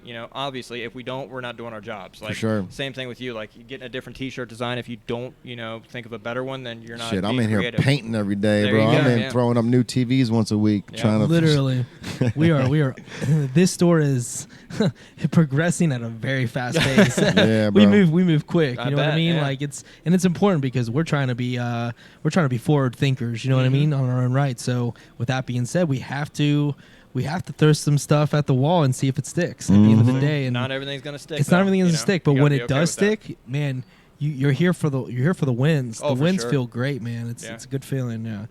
To see it in real time too. It's not like we're just seeing it like over a course of months. We'll see it in a week. Yeah. We'll see a win right away, and you're like, man, that's awesome. Like, it motivates you for the next step. You For know? sure. Yeah, Yeah. especially like, because with this, man, we're always trying to pivot. We're like, all right, so this week didn't do well. What can we do? What do we have to do to make it, and like what we just did inside the lab last week. We were part of the experiment. Yeah, so we're turning the whole white room into like this experience, right? So it's like you can walk through it on your Oculus and pay double. Yeah, that's awesome. So you can be at your house and you can walk through this entire store, and you can buy stuff here. You can walk into the lab, but that hoodie's going to cost you $130 instead of $65. Ooh, okay. And you're getting the convenience of it. Yeah. Well, we're giving you an in-store experience because this is the very first interactive retail in the world. So we want everybody to come down to Newport on the Levee to experience it, and in doing that, we're going to give you half off what you guys were willing to pay $70 for a T-shirt online for. Oh, okay. That makes sense. Yeah, that'll be groundbreaking for sure. In-store experience. We're finding it out, man. We're figuring out right now if it's groundbreaking or the worst idea in history. I think it'll be good. Like you're always going to have, just like any new good idea, you're always going to have people that don't get it or don't see the trend or don't understand the same way that you do. And what Tom does, man, you got to leave it there for 6 weeks, bro. You got to see if it works, and if it doesn't, you got to say, okay, that shit didn't stick, and if it does, or if it did, after 6 weeks, you're able to tweak it a little bit. Say, okay, this worked, this didn't. Trim that fat, and let's eat that steak, bro. Absolutely. All right, man. So anything else you guys want to get before we get out of here? I know. No, I'm good. I want to thank you guys very much for having us on and giving us this genuine conversation to be able to talk about and share our passion. Absolutely, bro. Your socials. So my Twitch is iBrink, and then also on Instagram at iBrink. I really don't use Instagram that much. I know I'm lacking, but that's basically where you can find me. And then as far as him, you guys can find me at codename_nugget on Twitch, and then I also have a TikTok that's the same tag as well. Codename_nugget. So Nugget. So is that your nickname's Nugget? Yeah. All right, so we're calling you Julius or Nugget from now? Y'all can call me Nugget, really. All right, bro. Hey, Just know y'all will see me sometime in the near future. Bro, we're gonna get you guys back on, man. Once because I really do want to set up an entire tournament with you guys somehow, so we can. Native sponsored. We'll podcast that night. We'll do a whole thing. We'll be live. Gamers come on. They'll do 15-minute times. A 7-day tournament, bro. Yeah, we can really do a 7-day tournament down here. I'm down. Let's do it. You know, we'll definitely have to stop back. All right, everybody. This is gonna round up another episode of the PowWow. Kurt, appreciate you, bro. Thanks for hanging out and entertaining all the people that were popping in on the interwebs. You know what I mean? All right. Appreciate y'all for tuning in. All right, everybody. This is gonna round up another episode. Appreciate y'all. I'm not gonna be in the doghouse tonight, bro. How awesome is that? I know, it's crazy. All right, everybody. We'll see you next Tuesday. Another episode of the PowWow. Love you guys. Later. Bye. That was fun. That was really fun. Yeah, bro. I can't wait to get you guys back on too, man, because